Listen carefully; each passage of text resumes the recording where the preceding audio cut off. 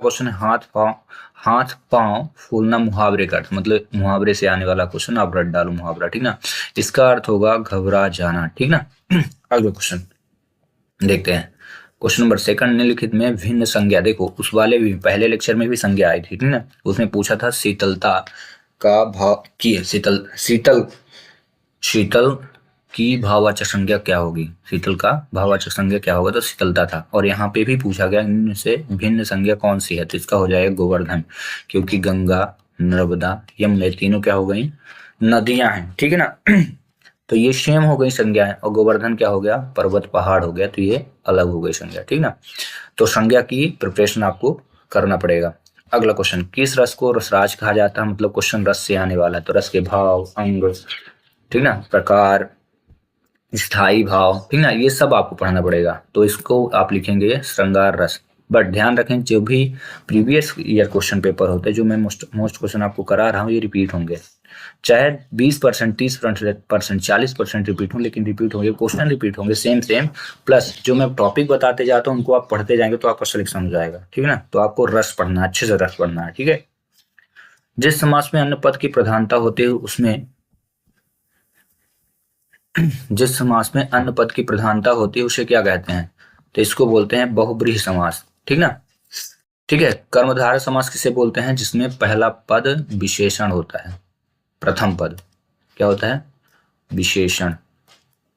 अब विशेषण किसे कहते हैं, जैसे कोई काला है, गोरा है, मोटा है, पतला है, तो इसे बोलते हैं विशेषण, ठीक ना। कमल नयन, कमल नयन का यहाँ पे नहीं, हम थोड़ा सा इजी से एग्जांपल लेते हैं। नीलांबर, नीला है अंबर जिसका, ठीक ना, नीलांबर।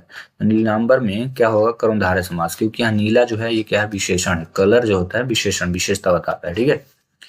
द्वंद्व समास, आपको समास पढ़ना है, समास से पिछली बार भी क्वेश्चन आया था, इस बार भी उसमें आया था तत्पुरुष समास से।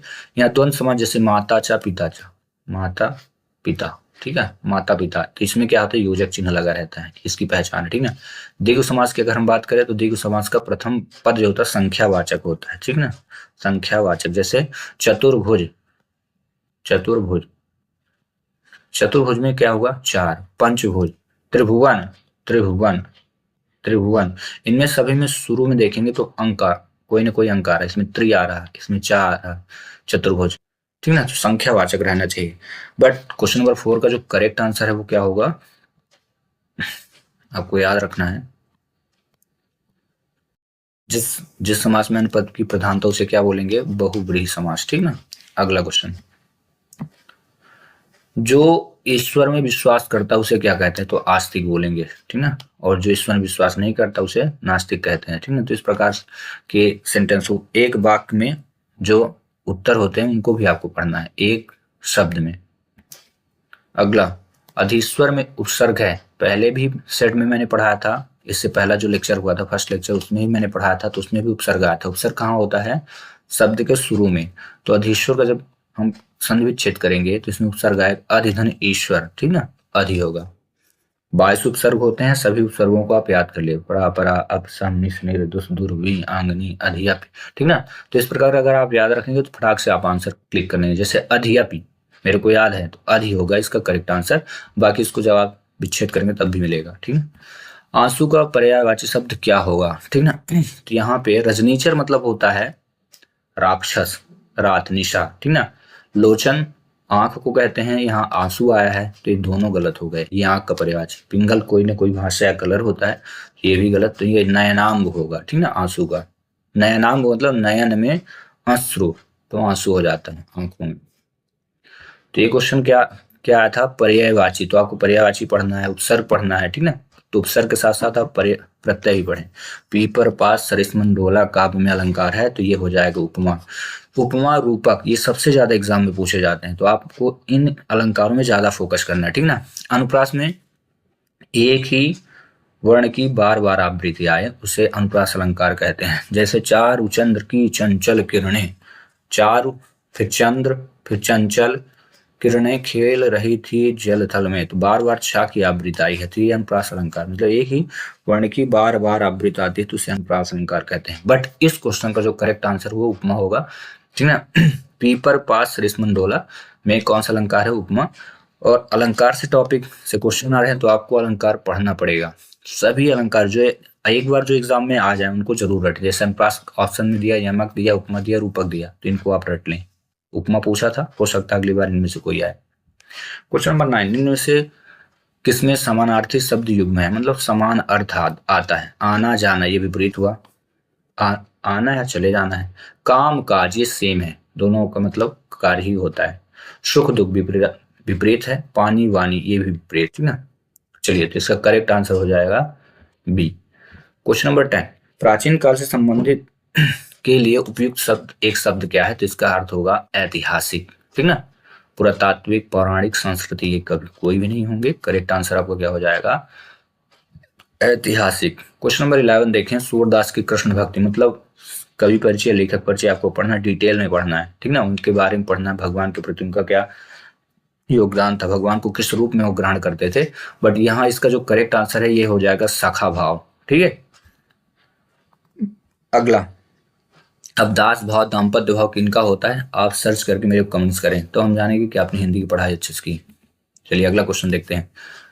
12, अमृत का पर्यायवाची शब्द नहीं है। क्वेश्चन थोड़ी अच्छे से पढ़िएगा, कभी वो क्या होता है बच्चे देख करके ये पर्यायवाची अमृत का तो बनता चल जल्दी देखिए और ये पीयूष होगा क्लिक कर दिए, तो ऐसा नहीं करना। क्वेश्चन में पूछा गया है अमृत का पर्यायवाची शब्द नहीं है, तो क्वेश्चन को बहुत धैर्य से पढ़ना। नहीं का मतलब इनमें ऐसा ऑप्शन चूज करना जो अमृत से रिलेटेड नहीं है, पर्यायवाची से। तो सुधा मतलब अमृत होता है, इसको आप चूज नहीं करेंगे क्योंकि नहीं बोला है, ठीक ना, ये होता है। बिहग मतलब होता है पक्षी। अमीय का मतलब भी होता है अमृत, ये भी गलत हो जाएगा। पीयूष का मतलब भी होता है अमृत, ठीक ना। तो तीनों ऑप्शन गलत हैं। क्यों गलत हैं, क्योंकि नहीं पूछा है, ठीक ना। अगर पूछता अमृत का पर्यायवाची शब्द कौन सा है तब भी आप चूज करते इनको, बट यहाँ पे करेक्ट आंसर बिहग होगा, ठीक है। मुक्त छंद निम्नलिखित में से किस कवि की देन है, तो इसका करेक्ट आंसर होगा सूर्यकांत त्रिपाठी निराला जी, ठीक ना। बाकी कवियों के बारे में आप जरूर पढ़ें, ठीक ना। छायावादी कवि हैं, ये सभी छायावादी कवि कहलाते हैं। इनकी रचनाएं याद करें, वेरी इंपॉर्टेंट है ये, ठीक ना। जैसे मैं क्वेश्चन है पद्मावत किन की रचना है, ठीक ना। वो रश्मि, नीरजा, निहार किसकी रचना है, आप सर्च करें बताएं कि हम अच्छे से पढ़ें तो हम जाने, ठीक ना। आप हिंदी पढ़ते हैं ना। चलिए देखते हैं क्वेश्चन नंबर 14, परमात्मा शब्द का संधि विच्छेद क्या होगा, परम धन आत्मा, तो परमात्मा हो जाएगा। जो भी मैं आपको क्वेश्चन देता हूँ अगर आप सर्च करेंगे तो आपको नॉलेज गेन होगा, तो हो सकता है हिंदी में पढ़ने का इंटरेस्ट आए तो आप कुछ कोशिश किया करिए, ठीक ना। परमात्मा शब्द का संधि विच्छेद, तो देखिए क्वेश्चन संधि विच्छेद से आया है, ठीक ना। तो आपको संधि विच्छेद पढ़ना पड़ेगा, संधि के प्रकार पढ़ने पड़ेंगे, ठीक ना। इनके एग्जाम्पल पढ़ने पड़ेंगे अच्छे से, बिल्कुल डीप में पढ़ना पड़ेगा, ठीक है। परमात्मा शब्द का संधि विच्छेद क्या है, तो परम धन आत्मा, ये करेक्ट आंसर होगा, ठीक है। अब इस लेक्चर का जो लास्ट क्वेश्चन है वो क्या है, अनुराग शब्द का सही विलोम क्या होगा, तो अनुराग का अर्थ पहले जान ले। अनुराग का मतलब होता है प्रेम करना, ठीक ना। अनुराग मतलब प्रेम, तो ये देखो यहाँ हो गया प्रेम, ये विराग, ये घृणा, ठीक है। और ये सनुराग है, ठीक ना। तो ये सभी, ये भी गलत है, प्रेम तो समानार्थी हो जाएगा और घृणा तो होना ही नहीं है, ठीक ना, नफरत करना है। तो यहाँ हो जाएगा इसका अनुराग का विलोम होगा विराग। कोई कोई घृणा में कर देता तो ये रॉन्ग हो जाएगा, ठीक ना। द करेक्ट पैसिव वॉइस, मतलब क्वेश्चन में पूछा जा रहा है पैसिव वॉइस एक्टिव वॉइस, ठीक है। तो ग्रामर से क्वेश्चन उठा, ठीक है। इसमें लिखा है we can not repair this lock, तो देखो पैसिव वॉइस के कुछ रूल होते हैं। पैसिव वॉइस में हमेशा वर्ब की थर्ड फॉर्म लगती है, ठीक है। दूसरा रूल, इसमें बाई लगा होता है, ठीक ना। मतलब इसके जब हम आंसर को चूज करेंगे, पता करेंगे कौन सा होगा, तो ये सारी चीजें आपको दिखनी चाहिए। तीसरा, अगर सेंटेंस में मॉडल वर्ब यूज हुआ हो, मॉडल वर्ब कैसे पहचानेंगे, 13 मॉडल वर्ब होते हैं, ठीक है। इनके बारे में अगर आपको जानना तो मेरे प्ले लिस्ट में आप ग्रामर, इंग्लिश ग्रामर चैप्टर है उसमें जाकर के आप मॉडल वर्ब का जो टॉपिक है उसको ओपन करके देख सकते हैं, ठीक है। 13 मॉडल वर्ब होते हैं, बट अभी के लिए इस सेंटेंस में मॉडल वर्ब आया है कैन, ठीक है ना। और जब मॉडल वर्ब यूज होता है मॉडल वर्ब, तो इसका जब हम पैसिव वॉइस बनाते हैं तो याद रखिएगा बी प्लस V3 यूज होता है, बी के बाद तुरंत V3 लगेगा, ठीक है। ये 3 चीजें आप पहचान लो, इस क्वेश्चन का करेक्ट आंसर आपको मिल जाएगा, ठीक है। तो B प्लस V3 और Y, ठीक है। V3 तो लगना ही था लेकिन मॉडल वर्ब होने के कारण B लगेगा। तो देखिए इसमें वर्ब क्या है, मेन वर्ब देखो तो ये रिपेयर है, ये मेन वर्ब है, ठीक है। और मेन वर्ब की फर्स्ट फॉर्म है, अब मुझे यूज करना है थर्ड फॉर्म, तो ये रिपेयर आया, आंसर में थर्ड फॉर्म आना चाहिए, तो ये रॉन्ग, यहाँ रिपेयर तो ये भी रॉन्ग, ठीक है। अब आते हैं थर्ड फॉर्म, इन दोनों सेंटेंस में थर्ड फॉर्म यूज हुआ, रिपेयर्ड और रिपेयर्ड, ठीक है। लेकिन थर्ड फॉर्म के पहले हमें क्या चाहिए, देख लो, V3 आपको चाहिए, ठीक है ना। ये देखो, थर्ड फॉर्म के पहले जस्ट पहले बी चाहिए, तो बी दोनों में है क्या, ये देखो, तो अब कैसे चूज होगा सही कौन सा है गलत कौन सा है। चलिए एक और देखते हैं सेंटेंस में फिर, वी कैन नॉट, यहाँ पे यूज हुआ है सेंटेंस में नॉट, तो पैसिव वाइज अगर एक्टिव वाइज नॉट में है तो उसका आंसर भी नॉट में ही आएगा। तो देखिए इसमें कैन बस लगा है, तो ये हो गया रॉन्ग, और इसमें कांट यानी कैन नॉट यूज हुआ है, कैन नॉट बी रिपेयर, तो ये हो गया सही। आ गया समझ में, तो करेक्ट आंसर इस क्वेश्चन का डी होगा, ठीक है।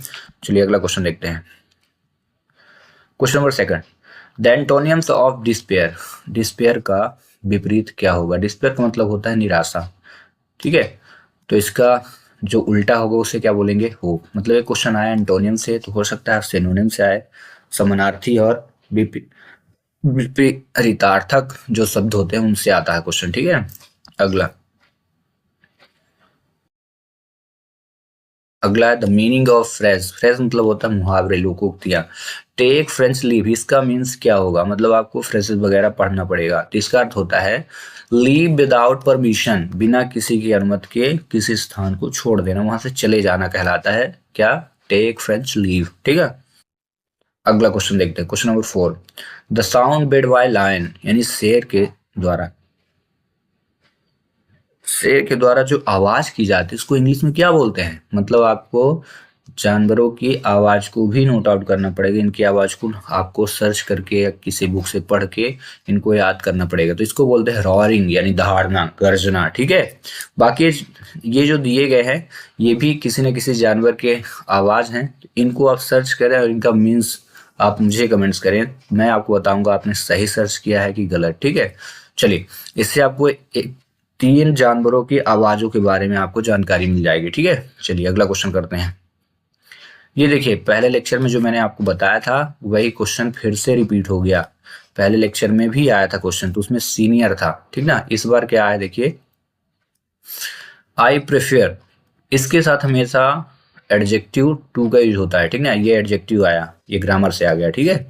अगला क्वेश्चन, नो न्यूज, इसमें आया लिंकिंग वर्ब से क्वेश्चन आया, कौन से लिंकिंग वर्ब, लिंकिंग वर्ब 24 होती हैं और इनके बाद तुरंत नाउन यूज होता है, इसका रूल है, क्या यूज होता है, नाउन, ठीक है ना। तो ये जैसे गुड, गुड न्यूज, यहाँ ये नाउन का काम किया, और लिंकिंग वर्ब के जस्ट पहले होता है सब्जेक्ट, और वो सब्जेक्ट किस प्रकार का हो सकता है, सिंगुलर सब्जेक्ट हो सकता है या कि फिर प्लूरल सब्जेक्ट होगा, बट इसका रूल है, तो रूल क्या कहता है लिख लो आप, singular subject connected with singular verb and plural subject connected with plural verb. तो यहाँ पे हम पहले सब्जेक्ट को आइडेंटिफाई करेंगे, नो न्यूज, न्यूज कैसा है, सिंगुलर सब्जेक्ट है, कैसा है, सिंगुलर सब्जेक्ट है, तो इसके साथ हम जो यूज करेंगे वर्ब वो कैसा होगा, देख लो, सिंगुलर वर्ब ही आप यूज करना, ठीक ना, ये सिंगुलर वर्ब यूज करेंगे, ठीक है। तो इसमें से हम पहचान लेते हैं कौन सा वर्ब क्या है, एम का प्रयोग हमेशा सब्जेक्ट आई के साथ करेंगे, आर जो है ये प्लूरल वर्ब होता है, ठीक है, तो यहाँ पे नहीं आने वाला, और ये क्या होता है सिंगुलर वर्ब।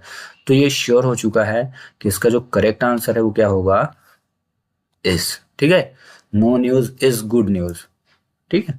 अब आपको ये दिख रहा होगा कि यहाँ तो यस लगा है तो प्लूरल है, तो नहीं, ये एक्सेप्शन में आते हैं, अपवाद में आते हैं, आप संघवी की एक एबीसी ग्रामर आती है उसको आप उठाइए, और आप noun pronoun, noun pronoun gender, इन सारे चैप्टरों को, या आप कहा जाए कि पार्ट ऑफ स्पीच को आप अच्छे से पढ़ें, आपको ये मिलेगा, प्लूरल और सिंगुलर वाले सब्जेक्ट चैप्टर में आप जाएंगे तो ये आपको लास्ट में जैसे चैप्टर खत्म होने वाला होगा तो एक जगह लिखा हुआ है एक्सेप्शन में कि मतलब ऐसे कुछ नाउन होते हैं जिनके अंत में यस लगा होता है, दिखते तो प्लूरल है लेकिन वो हमेशा क्या होता है सिंगुलर ही होता है, ठीक है। तो इसका करेक्ट आंसर क्या हुआ, इज। अगला question, question number 7, feminine gender of the word gender, इसका अर्थ होता है हंस, क्या होता है हंस, और ये नर हंस को रिप्रेजेंट करता है, नर हंस को बोलते हैं जेंडर, तो इसका फेमिनाइन जेंडर क्या होगा, मादा हंस, और इसको बोलते हैं हूस, ठीक है, क्या बोलते हैं मादा हंस। तो आपको मीन्स भी पता होना चाहिए अन्यथा आप कर ही नहीं पाओगे, ठीक ना। मतलब एक क्वेश्चन आया जेंडर से, ठीक है, जेंडर से आ चुका है, एडजेक्टिव से आ चुका, वर्ब से आ चुका क्वेश्चन और पैसिव वॉइस से क्वेश्चन आ चुका है। इन देखो पूरा पार्ट ऑफ स्पीच 1 बाय 1 करके आ रहा है। अगला जो क्वेश्चन है वो भी have you fill in the blanks the fill in the blanks. तो रूल पढ़िए, रूल द के बाद हमेशा आता है नाउन, ठीक है, द एक आर्टिकल है, हमेशा क्या आएगा, नाउन आएगा। दूसरा रूल क्या कहता है, हैव लगा है, यू क्या है, सब्जेक्ट है, क्या है, सब्जेक्ट, और सब्जेक्ट के बाद कोई हेल्पिंग वर्ब नहीं लगे है, ठीक ना, हमेशा याद रखना, क्योंकि अगर हेल्पिंग वर्ब पहले आ जाए, ये हेल्पिंग वर्ब है, हैव क्या है, हेल्पिंग वर्ब, तो हेल्पिंग वर्ब के बाद तुरंत सब्जेक्ट आए और सब्जेक्ट के तुरंत बाद क्या आएगा, तो मेन वर्ब आती है, क्या आती है, मेन वर्ब, ये रूल है, मेन वर्ब और प्लस ऑब्जेक्ट, फिर बाद में ऑब्जेक्ट। तीसरा रूल क्या कहता है, अब याद रखो, अगर हैव हो, हैड हो और हैज हो, ये रूल है, हैव, हैज और हैड किस रूप में हो, हेल्पिंग वर्ब के रूप में हो, किस रूप में, हेल्पिंग वर्ब के रूप में। अगर ये हेल्पिंग वर्ब बनेंगे तो सब्जेक्ट प्लस V3 लगेगा, सब्जेक्ट के तुरंत बाद क्या लगेगा, V3 फॉर्म लगेगा। जितना रूल आप याद कर लो तो इस क्वेश्चन को आप सॉल्व कर लोगे। तो दा के बाद लगना क्या, नाउन, पहला रूल नाउन लगना है, जिसमें नाउन आपको पहचानना है। सेकंड में नाउन आना चाहिए, पहले में ये आ गया नाउन, ये रॉन्ग, क्योंकि नाउन का सीन मतलब होता है पर्दा और सीन का मतलब होता है देखना। कैसे, शी के फॉर्म, शी, सा, सीन, ये वर्ब की सेकंड फॉर्म है और ये फर्स्ट फॉर्म है, और तो ये क्या हुई, थर्ड फॉर्म। तो यहाँ क्या हो गया, सीन यहाँ पे आया, द के बाद क्या लगना है, नाउन, तो ये हुआ रॉन्ग, ठीक है। सिन, सिन मतलब होता है पाप, और सीन मतलब फिर से वर्ब आ गया, तो ये भी हो गया गलत, ठीक है। इसमें सीन V3 फॉर्म है और ये सीन यानी नाउन, तो ये करेक्ट हुआ सी, क्योंकि यहाँ पे क्या आना है, द के बाद नाउन, तो नाउन हमें मिल गई क्या, शीन, ठीक है, और ये सीन क्या हो गया, वर्ब की थर्ड फॉर्म हुई। यही करेक्ट आंसर होगा इस क्वेश्चन का, ठीक है। चलिए, आपको सभी वर्ब के फॉर्म याद कर लेने हैं। वर्ब के जनरली 5 फॉर्म होते हैं, 3 हुए, ठीक ना। अगर मैं ध्यान रखूँ गो के सभी फॉर्म बनाऊं तो टू गो वर्ब की फर्स्ट, ये फुल फॉर्म हो जाएगी, फुल फॉर्म ऑफ वर्ब, फिर गो हो जाएगी, इसको बोलेंगे वर्ब की फर्स्ट फॉर्म, फिर हो जाएगी वेंट, वेंट हो जाएगी वर्ब की सेकंड फॉर्म, फिर गॉन होगी, गॉन को बोलेंगे वर्ब की थर्ड फॉर्म, फिर गोज होगी, तो गॉन के पहले होगी गोइंग, जिसको बोलेंगे वर्ब की फोर्थ फॉर्म, और लास्ट होती है GOES, इसको बोलते हैं वर्ब की फिफ्थ फॉर्म। जनरली वर्ब की फिफ्थ फॉर्म होती है। अब याद रखिएगा कुछ फैक्ट, ठीक है, जो वर्ब की फोर्थ फॉर्म होती है उसके लास्ट में हमेशा ING लगता है, क्या लगता है, ING, और जो वर्ब की फिफ्थ फॉर्म होती है इसकी पहचान क्या है, S या ES लगता है, ठीक है ना। इसी को वर्ब की फिफ्थ फॉर्म को सिंगुलर वर्ब बोलते हैं और वर्ब की फर्स्ट फॉर्म को क्या बोलते हैं, प्लूरल वर्ब बोलते हैं, ठीक है, ये प्लूरल वर्ब होती है, इस चीज को नोट करें। तो चलिए क्वेश्चन देता हूं, यहाँ पे मैंने लिखा प्ले, यहाँ पे लिखा प्लेइंग, और यहाँ लिखा प्लेड,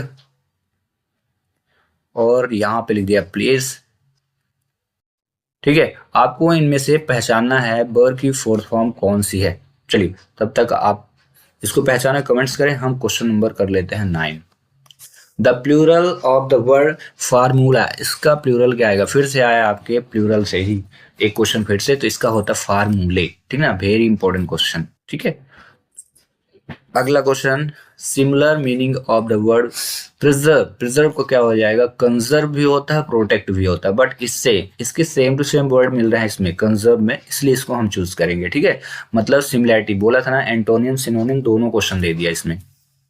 अगला question 11, whose fill in the blanks these cattle. अब हुज जो है इसको बोलते हैं इंटरोगेटिव प्रोनाउन बोलते हैं। इसके बाद जो आएगा कि कोई भी वर्ब आएगा तो डिपेंड करेगा सब्जेक्ट पे। तो यहाँ देख लो, ये जो सब्जेक्ट है ये है प्लूरल सब्जेक्ट, ठीक ना, और प्लूरल सब्जेक्ट के साथ हमेशा अभी मैं ऊपर रूल पढ़ाया हूँ, क्या होता है, प्लूरल वर्ब का यूज करते हैं, और इनमें से मैं बता चुका हूँ, आई के एम का यूज आई के साथ, आर क्या है, प्लूरल वर्ब कहलाता है, लिंकिंग वर्ब, और ये क्या है, सिंगुलर वर्ब, इससे पहले ही मैंने बताया है, ठीक ना। तो आपको इस क्वेश्चन का करेक्ट आंसर अब भेजना है, ठीक ना, क्योंकि मैं इससे ऊपर बताया हूँ, अगर थोड़ा सा समझ में आया होगा तो आप बता देंगे, ठीक है।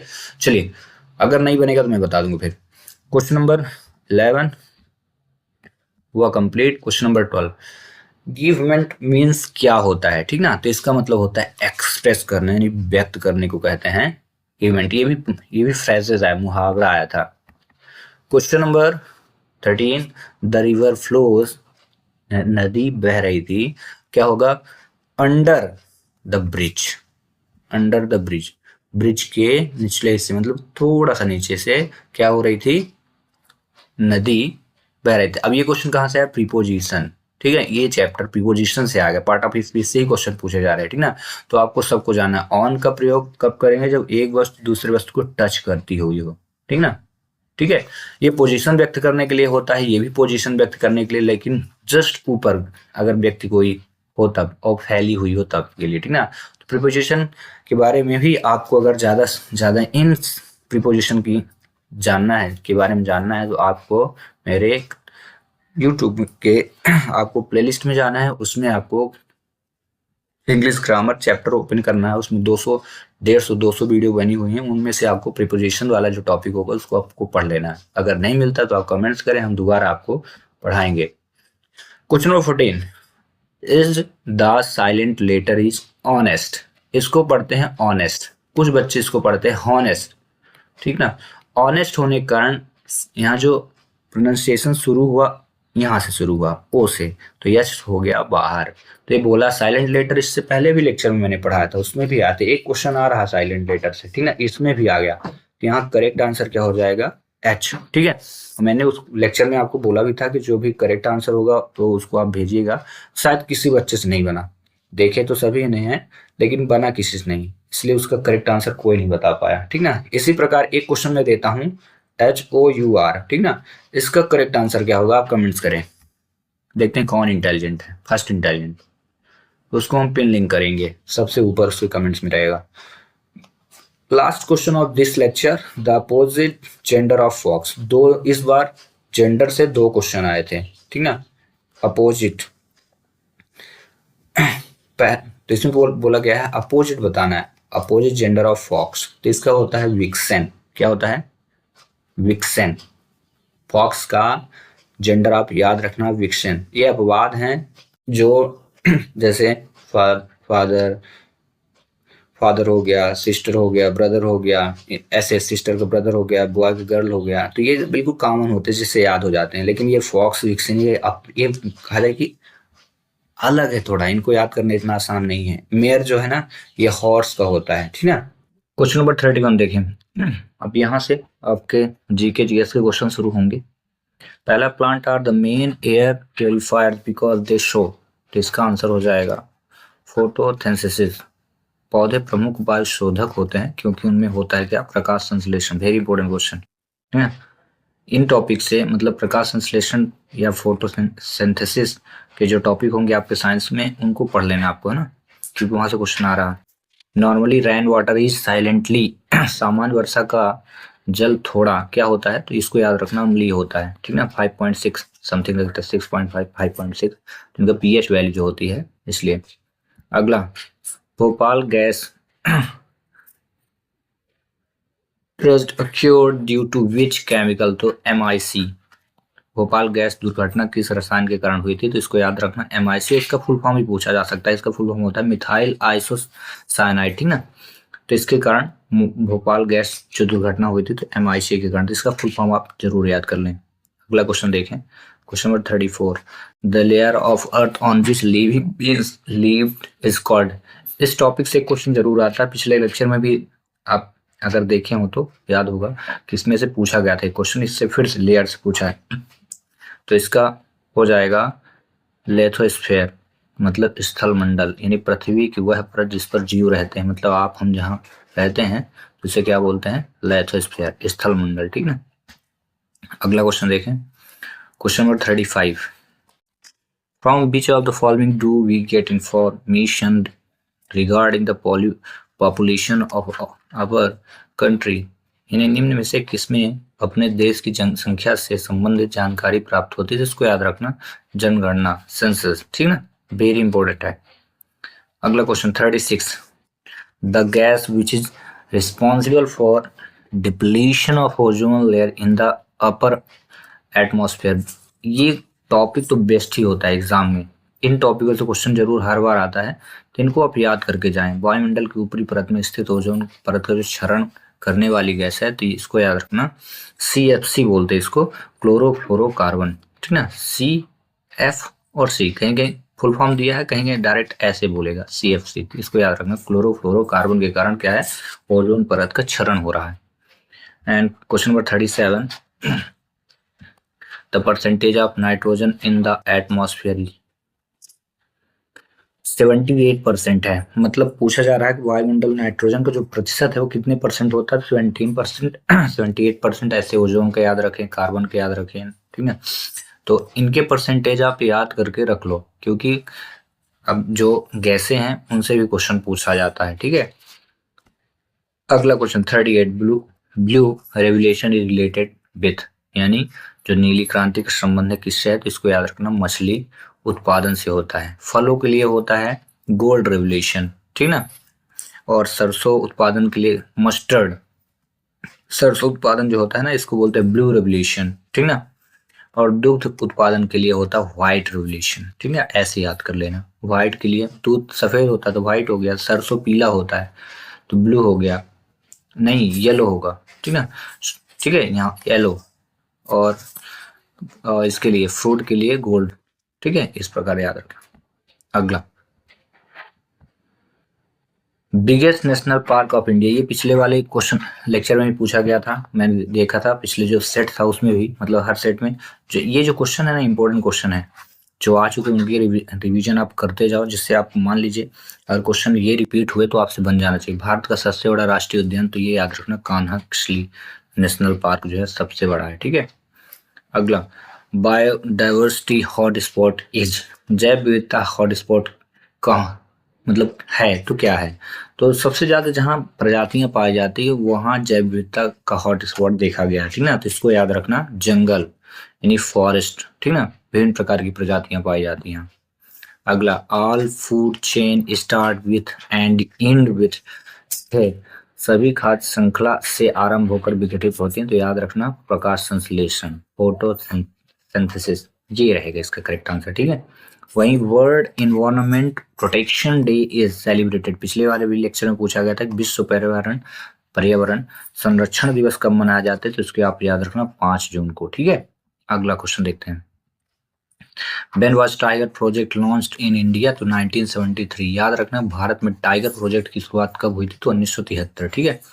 Which of the following movement was carried out of the conservation of forest and environment, निम्न में से कौन सा आंदोलन एवं पर्यावरण संरक्षण के लिए किया गया था, ठीक है। कौन सा आंदोलन, तो ये टॉपिक पिछले वाले लेक्चर को आप अच्छे से ऑब्जर्व किए होंगे तो ये बन जाएगा, आप तुरंत इसका आंसर देख पाओगे। चिपको आंदोलन, इसको बोलते हैं चिपको आंदोलन या कैंपेन भी बोलते हैं, ठीक है। अगला, which of the following are the largest contributors to global pollution, यानी वैश्विक प्रदूषण को जो सबसे बड़ा योगदान करता है उसे क्या बोलते हैं, मतलब किसके द्वारा सबसे ज्यादा प्रदूषण फैलता है, तो इंडस्ट्रियल पोल्यूशन, याद रखिएगा औद्योगिक प्रदूषण, ठीक ना। अगला क्वेश्चन देखते हैं, ठीक है। Which of the following is different from others, इनमें से आपको बताना कि निम्न में से कौन सा अलग है, ऑड बताना, ठीक ना। जिसका जगुआर अलग होगा, करेक्ट आंसर आप जगुआर देंगे, क्योंकि ये पृथ्वी, अग्नि और नाग ये सभी क्या मिसाइल है, ठीक ना। जबकि जगुआर मिसाइल का नाम नहीं। Next question, which hills of Madhya Pradesh is known queen of Satpura, यानी सतपुड़ा की जो रानी है मध्य प्रदेश की कौन सी पहाड़ी को कहा जाता है, तो आप याद रखिएगा पचमढ़ी को, ठीक ना। Very important question. Which game is related to penalty corner, उस गेम का नाम बताए जिसमें पेनल्टी कॉर्नर शब्द का यूज करते हैं, ठीक ना। संबंध किस खेल से संबंधित है, तो इसको आप याद रखना हॉकी से, ठीक है।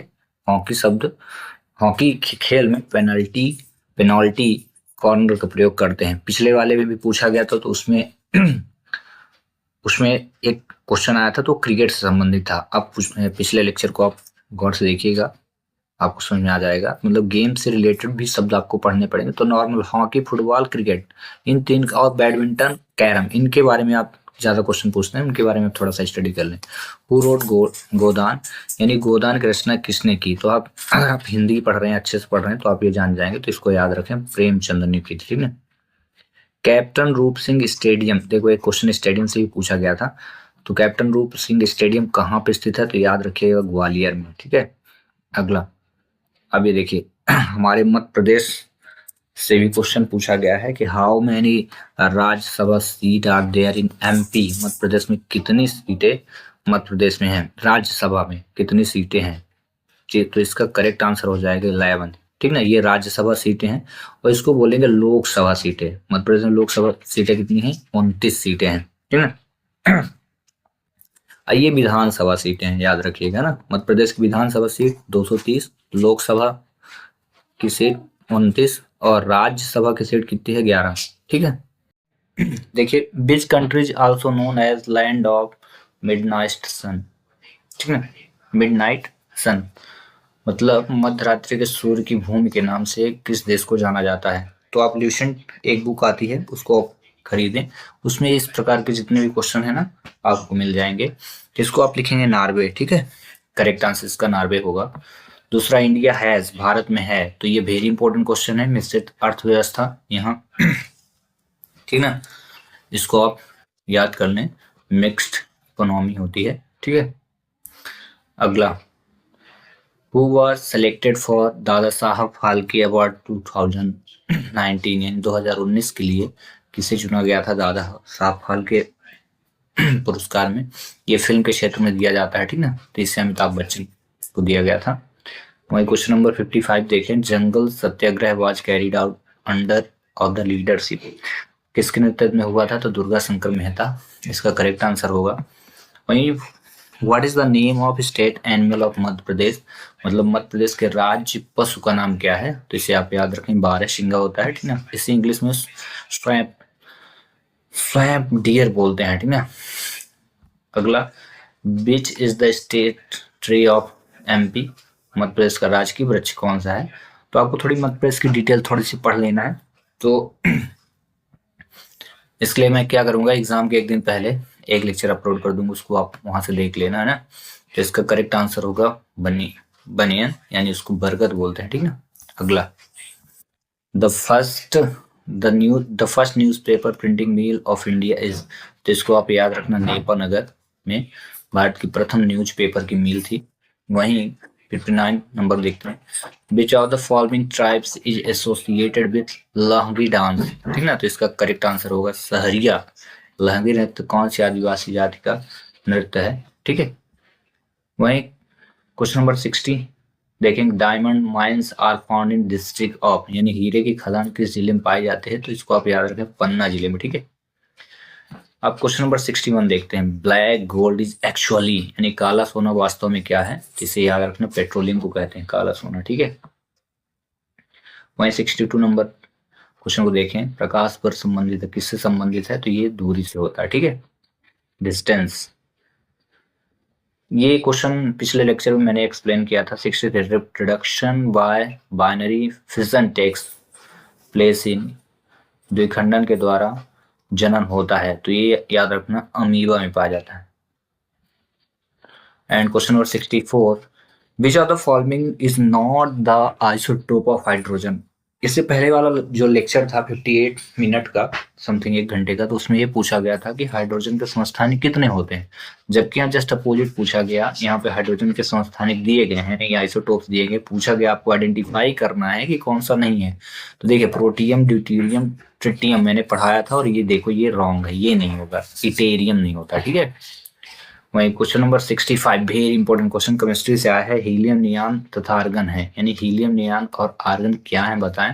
तो ये होते हैं नोबल गैसेस, जिनको इंग्लिश में बोलते हैं अक्री गैस, मतलब इनके साथ कोई भी कंपाउंड नहीं बनते हैं। जैसे आप देखोगे तो CO2 यानी कार्बन और ऑक्सीजन बनाए मिलके बनाए हैं, लेकिन हीलियम यानी इसका सिंबल होता है He, नियॉन का Ne और आर्गन का होता है Ar। ये जहां भी मिलेंगे ना आपको अकेले ही मिलेंगे, इनके साथ कोई कंपाउंड नहीं बनता। जैसे कार्बन और ऑक्सीजन मिल करके एक कंपाउंड बना है जिसका नाम है CO2, कार्बन डाइऑक्साइड गैस बन गया। हाइड्रोजन ऑक्सीजन बनाता है तो जल बन जाता है। ठीक ना, लेकिन इनके साथ कोई भी कहा जाए कंपाउंड यौगिक नहीं बनता है। ठीक ना, उसका रीजन क्या है, क्योंकि इनके बाह्यतम कोश में इलेक्ट्रॉनों की कमी नहीं होती, पूर्णतः अपने पूरे के पूरे कक्षकों में इलेक्ट्रॉन कंप्लीटली रखे हुए होते हैं। इन्हीं इसीलिए इनको क्या बोलते हैं, हीट अक्री गैसें, किनको किनको, हीलियम, नियॉन, आर्गन और हीना, इसका कोड जो है ये केमिस्ट्री में जब आप पीरियोडिक टेबल पढ़ेंगे तो ये समूह 18 के तत्व में आते हैं, 18 समूह 18वें में, ठीक ना। इनका शॉर्ट फॉर्म हीना, नीना और करीना, हीना, नीना और करीना, ऐसे क्रिप्टान और फिर जेनान, फिर रेडान होता है, ठीक ना। तो यहाँ तक आप जेनान तक याद रखें, हीलियम, नियॉन, आर्गन, क्रिप्टान, जेनान, ठीक ना। तो ये होते हैं नोबल गैसेस, ठीक है। अगला question, malaria can be caused by the bite of which mosquito, किस मच्छर के काटने से मलेरिया रोग होता है। तो आपको पता होना चाहिए कि लेडीज मच्छर होते हैं जो काटते हैं जिससे मलेरिया होता है, फीमेल एनाफिलीज यानी मादा एनाफिलीज बोलते हैं इसको, ठीक ना। इसके काटने से मलेरिया हो जाता है। वहीं 67 number, main component of LPG, ये भी क्वेश्चन आया था पिछले लेक्चर में। देखो रिपीट होते हैं क्वेश्चन, अगर आप चाहते हैं को आप कि एग्जाम आप इजीली निकाल लें तो आप प्रीवियस ईयर क्वेश्चन पेपर को आपको स्किप नहीं करना है, इनको पढ़ना है और इनसे जो टॉपिक से क्वेश्चन आए टॉपिक को रिवाइज करना है, ठीक है। तो ये हो जाएगा कुकिंग गैस। तो एलपीजी कुकिंग गैस के मुख्य घटक जो होता है ब्यूटेन होता है, ठीक है। C2 और H, तो ब्यूट जैसे कार्बन के 2 एलिमेंट होते हैं, ब्यूटेन का देखो स्ट्रक्चर भी ऐसे होता है, दिख लेना ऐसे ऐसे करके बनता है, ठीक ना। तो ये 2 कार्बन में हाइड्रोजन कितने हो जाते हैं आप यहाँ से काउंट कर सकते हो, ये, ठीक ना। 3 3 6, तो C2H6 इसका क्या होता है स्ट्रक्चर फार्मूला भी होता है, ठीक ना। ब्यूटेन का, एथेन में कार्बन 1 होगा, ठीक ना। मिथेन में ब्यूट में ये ब्यूट को 4 बोलते हैं, C4 होता है, ठीक ना। C4 होगा, एथेन में 2 होंगे, C2 होता है, यहाँ C4 होगा और प्रोपेन में C5 होता है, यानी 5 कार्बन लगे होते हैं। तो ये जो है C4H6 नहीं होगा, C4 के साथ अब यहाँ कार्बन बढ़ जाएंगे ऐसे ऐसे ऐसे, ठीक ना। जब कार्बन बनेंगे तो हाइड्रोजन भी बढ़ेंगे, तो इस प्रकार से आपकी काउंटिंग हाइड्रोजन की इस प्रकार हो जाएगी। तो कितने 3 3 6 तो 8 2 10, ठीक है। तो C4H10 हो जाएगा, इसको बोलेंगे ब्यूटेन। एथेन में C4 C2H4 और प्रोपेन में कितना 5 कार्बन होंगे। तो यहाँ प्रोपेन में 5 नहीं होते हैं, कार्बन 3 ही रहते हैं, हाइड्रोजन की संख्या बढ़ जाती है, ठीक ना। 1 2 3 4 5 6 7 8, तो ये हो जाएगा C3H8 होता है, ठीक ना। इसके स्ट्रक्चर ब्यूटेन का फिर से देख लें एक बार, C4H10, एथेन का C2H4, प्रोपेन का C3H8 होता है, ठीक ना। इसका करेक्ट आंसर हो जाएगा ब्यूटेन। वहीं अगला क्वेश्चन 68 देखें, metal which is stored kerosene, तो इसको याद रखना कि एक ऐसी धातु है जिसे मिट्टी के तेल में रखते हैं, उसका नाम क्या है, सोडियम, रख लेना आप, ठीक ना, वेरी इंपॉर्टेंट है सोडियम। और सबसे कोमल धातु भी होती है, इसको चाकू से आप काट सकते हो, पोटेशियम सोडियम, ठीक है। Which of the first artificial satellite to orbit, ठीक ना, पृथ्वी के कक्ष में सबसे पहला कृत्रिम सैटेलाइट कौन था, तो स्पुतनिक फर्स्ट, इसको याद कर लें आप। मेटलिक ऑक्साइड हैज नेचर, मतलब पूछा धातु ऑक्साइड की प्रकृति कैसी होती है, तो इसको आप रटे क्षारीय होती, ठीक ना। Sex of child is determined by, यानी पूछा जा रहा बच्चे के लिंग का जो निर्धारण होता है कि मतलब बच्चा पुरुष होगा या स्त्री होगा, मतलब लड़की होगी या लड़का होगा, किस पे डिपेंड करता है, तो ये पिता के गुणसूत्र पे, ठीक ना, क्रोमोसोम्स ऑफ फादर। अगला क्वेश्चन देखें, what was the name of the first clone ship, यानी पहली क्लोन भेड़ का नाम क्या था, इसको याद रखें डॉली था, ठीक ना। वही question number 73, first model of an atom given by, यानी परमाणु संरचना का प्रथम जो मॉडल दिया था तो किसने, क्रिस्टोफर जे थॉमसन ने, कहीं थॉमसन कहीं थॉमसन, तो यहाँ पे ये लिखा है थॉमसन ने। वही question number 74, factor of polio disease is, जो पोलियो फैलता है वो क्यों होता है, किसके कारण होता है, तो आप याद रखें वायरस, जिसे विषाणु बोलते हैं, ठीक है। Question number 75, cell theory was given by, किसने दिया था, तो स्लीडेन एंड स्वान ने दिया था। इसका आंसर कोश के सिद्धांत का प्रतिपादन स्लीडेन एंड स्वान, ठीक है। व्हाट इज सीएनजी, देखो पिछले लेक्चर में भी ये मिला था और इसमें भी मिला, मतलब रिपीट हो रहे हैं क्वेश्चन। सीएनजी क्या है, तो इसको याद रखें आप, इसको बोलते हैं कॉम्प्रेस्ड नेचुरल गैस, सीएनजी का फुल फॉर्म होता है। वही एलपीजी का लिक्विड पेट्रोलियम गैस होता है, ठीक है। अगला, which planet is known as the morning and evening star, तो भोर एवं संध्या का तारा किसे कहा गया, तो इसे शुक्र याद कर लें आप, ठीक है। वही question number 78, beach is highly metal, सबसे अधिक लचीली धातु कौन सी है, तो याद रखें सोना। सोना जो तो बहुत ही स्मूथ होता है, प्योर सोना, इसलिए जो भी आभूषण बनते हैं ना, तो 100% सोने से नहीं बनते। अगर कोई भी बोले कि हमने सोना खरीदा और पूरा 100% सोना है, तो पॉसिबल ही नहीं है, उसमें कोई ना कोई अदर एलिमेंट ऐड होंगे ही होंगे, और जितना हार्ड आभूषण बनेगा उसमें उतने ही कम मात्रा में सोना होगा, ठीक है। अगला, how many image will be form when two plane mirrors are placed parallel to each other, यानी जब दो समान दर्पण एक दूसरे के सामने रखे जाएं तो प्रतिबिंब बनेगा, तो कहाँ बनेगा, तो याद रखिए इन्फिनिट इन्फिनिट यानी अनंत पे बनेगा, ठीक है। अगला, the colour part of eyes is called, यानी आंखों पे का जो रंगीन भाग होता है उसे क्या बोलते हैं, तो इसको आप याद रखें, परितारिका, आयरिस बोलते हैं, ठीक है। परितारिका जो कलर्ड रंग होता है उसे परितारिका बोलते हैं। Value of x in the following rectangular is, नीचे दिए गए आयत में एक्स का मान क्या होगा ये पता करना है।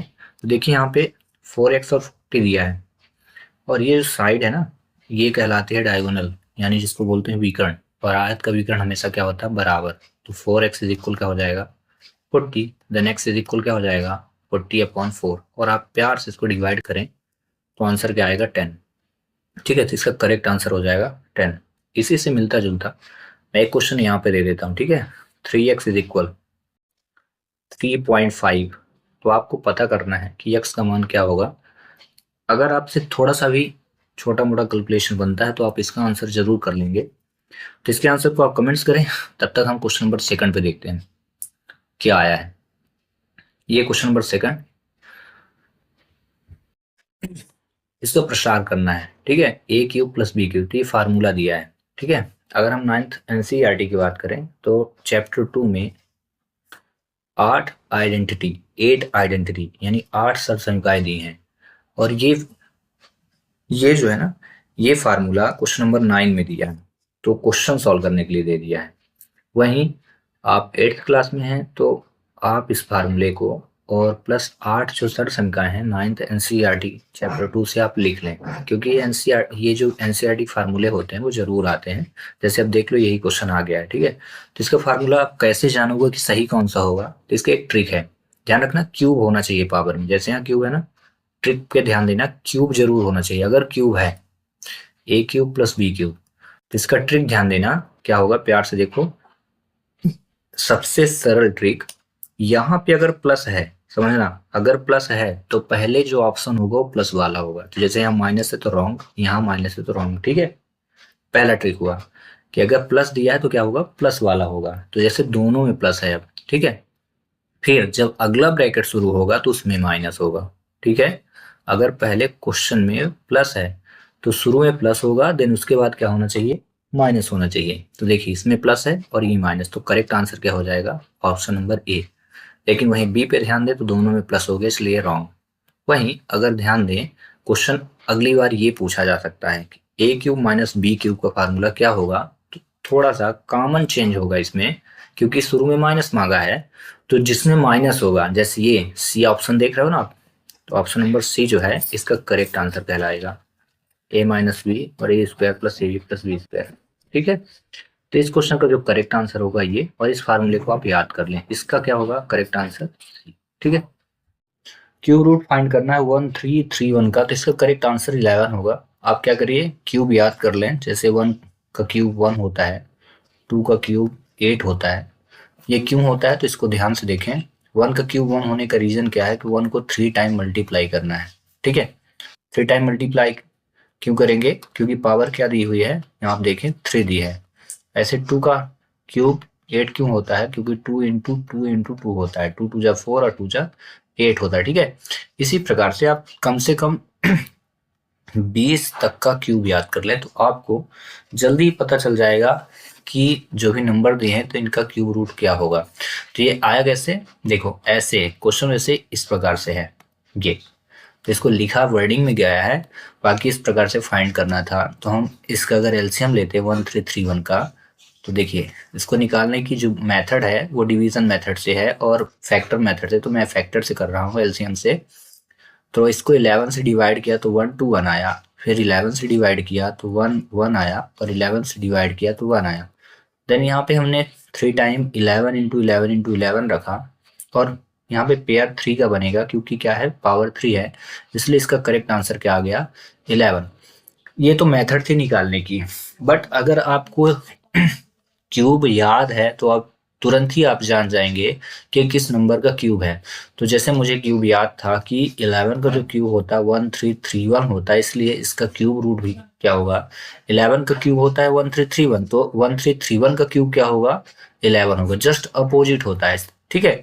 ऐसे इसका क्या होता है 3375, ठीक है। इसका क्या होता है 1728, इस क्यूब होता है, ठीक है। क्यूब अगर क्यूब देखे, पावर अगर देखेंगे तो इनका होगा, इसका हो जाएगा क्यूब 9261, इसका क्यूब होता है, ठीक है। लेकिन क्वेश्चन में आ गया क्यूब रूट, तो क्यूब रूट का मतलब ये है कि इनमें अगर पावर लगी है, इस प्रकार से अंडर रूट लगा है और यहाँ 3 लगा है, तब हम इसको कहेंगे क्यूब रूट, ठीक ना। 9261 का क्यूब रूट क्या 11, और 11 का क्यूब क्या हो जाएगा 9261, आया समझ में। ऐसे ही 1728 का क्यूब रूट क्या होगा 12, लेकिन 12 का क्यूब क्या होगा 1728, 1728, ठीक ना। तो इन सभी नंबर्स को आप याद कर लें, इनका क्यूब याद कर लें, 1 से लेके 20 तक के क्यूब तो जरूर आप याद कर लें, क्यूब और क्यूब रूट दोनों आने चाहिए। एक बार को देख लो अच्छे से, देखो 1 का क्यूब क्या होगा, 1 का क्यूब रूट को क्या होगा 1, और 1 का क्यूब क्या होगा 1, देखना इधर क्यूब रूट इधर क्यूब। ऐसे ही 8 का क्यूब रूट क्या होगा 2, और 2 का क्यूब क्या होगा 8, ठीक ना। ऐसे ही 27 का क्यूब रूट क्या होगा, यहाँ पावर 3 रहेगी, ध्यान से देखना, पावर 3, 27 का क्यूब रूट क्या होगा 3, वहीं 3 का क्यूब क्या होगा 27, कैसे, जो इसको हमने 3 टाइम मल्टीप्लाई किया, 3 3 जा 9, 3 जा 27। तो समझ में आया, क्यूब और क्यूब रूट इस प्रकार से फाइंड किया जाती है, याद की जाती, ठीक है। और निकालने के मेथड अगर हम देखें तो डिवीजन मेथड है और एलसीएम मेथड, फैक्टराइजेशन मेथड, दो मेथड्स इसको हम निकालते हैं, एक लघुत्तम निकाल करके और एक भाग करके, ठीक है। चलिए क्वेश्चन नंबर हम 4 देखते हैं क्या है। जब बैंक में, ठीक है, when money is deposit in a bank for a fixed period of a time then it is called, क्या हो जाएगा, फिक्स्ड डिपॉजिट। मतलब जब बैंक में निश्चित समय अवधि के लिए पैसा जमा किया जाता है तो इसे क्या कहा जाता है, तो याद रखिएगा सावधि जमा खाता कहा जाता है। अब सावधि जमा खाता हिंदी में लिखा है, इसे बच्चे कोई भी नहीं सुनते सावधि जमा खाता, बट इसको जरूर आपने अपने घर में, परिवार में, आस पड़ोस में कहीं सुना होगा, फिक्स्ड डिपॉजिट यानी एफडी करा है, शॉर्ट फॉर्म ज्यादा आपने सुना होगा एफडी। एफडी क्या होता है, फिक्स्ड डिपॉजिट अकाउंट, मतलब कोई भी आपके पास अतिरिक्त पैसा है, उस पैसे का आप यूज नहीं कर रहे हैं, बैंक में पड़ा हुआ है, तो किसी काम करें तो उसको क्या कर देते हैं, फिक्स कर देते हैं, 1 महीने 2 महीने 4 महीने 6 महीने 8 महीने 10 महीने, ठीक ना, या कि 1 साल 2 साल, तो उसमें आपको इंटरेस्ट मिल जाता है जो भी बैंक के द्वारा दी जाती है। तो उसमें आपका जो भी है, अगर 1 लाख आपने जमा किया खाते में, ठीक ना, तो अगर मान लीजिए 1 लाख जमा किया और बैंक बोला कि एफडी अगर कराओगे 1 साल बाद मैं आपको 7% का इंटरेस्ट दूंगा, तो मतलब आपको 7,000 रुपए क्या मिल जाएगा, एक्स्ट्रा मिलेंगे। 1 लाख तो मिलना ही है, 7,000 और मिल जाएगा, तो ये एफडी कहलाती है। बचत खाता क्या होता है, जैसे कोई भी कॉमन पर्सन जो भी खाता खुलवाते हैं उन्हें क्या होता है, उनका सेविंग अकाउंट कहलाता है। जितने भी बच्चे खुलवाए उनका सेविंग अकाउंट होगा, और नॉर्मल पर्सन जो भी खाते को ओपन करवाते हैं, अकाउंट ओपन करवाते हैं, सेविंग अकाउंट कहते हैं। रही बात चालू खाता, तो ये व्यापारियों, बड़े अमाउंट वाले पर्सन के लिए है, जो व्यापारी बिजनेस वगैरह करते हैं, जिनके पास टर्नओवर ज्यादा रहता है, वो करंट अकाउंट चलाते हैं। आगे समझ में, तो क्वेश्चन इससे बन सकता है, ठीक है। अगला क्वेश्चन देखते हैं, ये सभी क्वेश्चन मोस्ट इंपॉर्टेंट क्वेश्चन है। 5वां question, based on the figure below what is the value of x, x की वैल्यू फाइंड करना है इस आकृति में। तो ये क्या है, 1 2 3 और 4, ठीक ना। तो ये हो गया क्वाड्रिलेटरल यानी चतुर्भुज कहलाया। चतुर्भुज के सभी कोणों का योग कितना होता है 360, ध्यान रखिएगा, sum of all angle of quadrilateral 360। तो सभी को आप ऐड करके इक्वल पे 360 रखेंगे और एक्स की वैल्यू फाइंड कर लेंगे। तो इस प्रकार से हम इसको सॉल्व करेंगे, 50 + 130 + 120 प्लस एक्स इज इक्वल क्या रखेंगे आप 360। देन इसके बाद आपको क्या करना है, सबको ऐड कर दीजिए। तो सब ऐड किए, ये 50 130 120, तो ये कितना हो गया 300, और प्लस एक्स इज इक्वल क्या हुआ 360। देन एक्स इज इक्वल क्या हो जाएगा 360 माइनस 300, ठीक है। देन एक्स इज इक्वल क्या हो जाएगा 60 डिग्री। इसका करेक्ट आंसर क्या हो जाएगा 60 डिग्री। आगे समझे। तो इस चतुर्भुज के सभी कोण, त्रिभुज के सभी कोण, पंचभुज के सभी कोण, triangle, quadrilateral, pentagon, hexagon, octagon, इन सभी के एंगल का सम जरूर याद करें।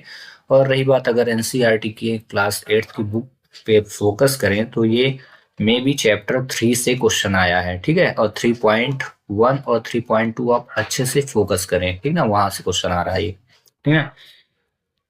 अगला क्वेश्चन देते हैं, बट उससे पहले मैं एक क्वेश्चन यहाँ आपको दे देता हूँ, ठीक ना। एक्स की वैल्यू ही फाइंड करना है। यहाँ 70 डिग्री दे दिया और यहाँ पे मैं आपको 150 डिग्री दे दिया, और ये 50 का 50 ही है, तो आपको फाइंड करना है what is the value of x, ठीक है। चलिए, अगर आपको समझ में आ गया तो आप इस क्वेश्चन को जरूर सॉल्व करें। क्वेश्चन नंबर 6 पे देखते हैं।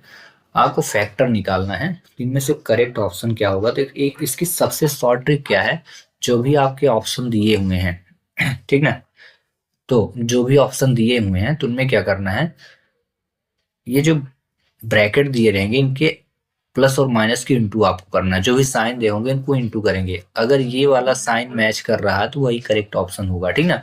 लेकिन ध्यान रखिएगा, अगर एक ऑप्शन में आए तो वो करेक्ट हो जाएगा, अगर एक से ज्यादा ऑप्शन में आ रहे हैं तो फिर श्योर नहीं होगा, तो उसकी दूसरी फिर ट्रिक अप्लाई करेंगे। तो यहाँ पे पहले हम देखते हैं, यहाँ पे प्लस है, यहाँ माइनस है, तो प्लस और माइनस का जब हम इंटू करते हैं तो माइनस आ रहा, करेक्ट है।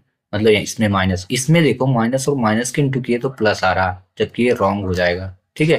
ध्यान रखिएगा, यहाँ पे माइनस चाहिए, मतलब इनका आपस में इंटू करने पे माइनस आना चाहिए, गलत होगा।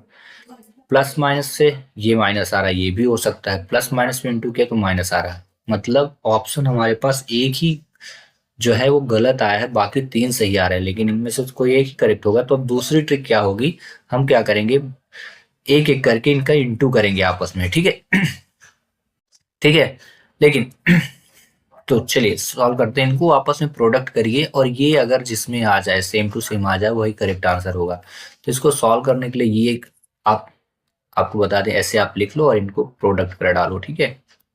x प्लस 7y और 7x माइनस वाई, ठीक है।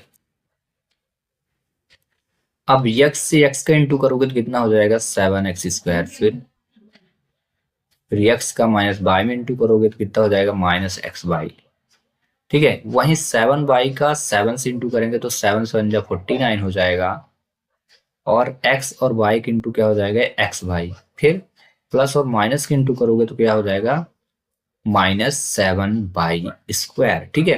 अब यहाँ 7x स्क्वायर लिखिए, और 49 में एक एक्स वाई घट गया, देखो 49 यहाँ पे लिखा और ये एक्स वाई बस लिखा है, तो 49 एक्स वाई में एक एक्स वाई सब्ट्रैक्ट होगा तो कितना हो जाएगा 48 ये एक्स वाई हुआ, ठीक है। और ये माइनस हो गया 7y स्क्वायर। मतलब ये क्वेश्चन देखो मिलाओ, अगर सेम आ रहा हो तो 7x square 48xy minus 7y square correct आ रहा ना, तो इसका करेक्ट आंसर क्या होगा पहला ही।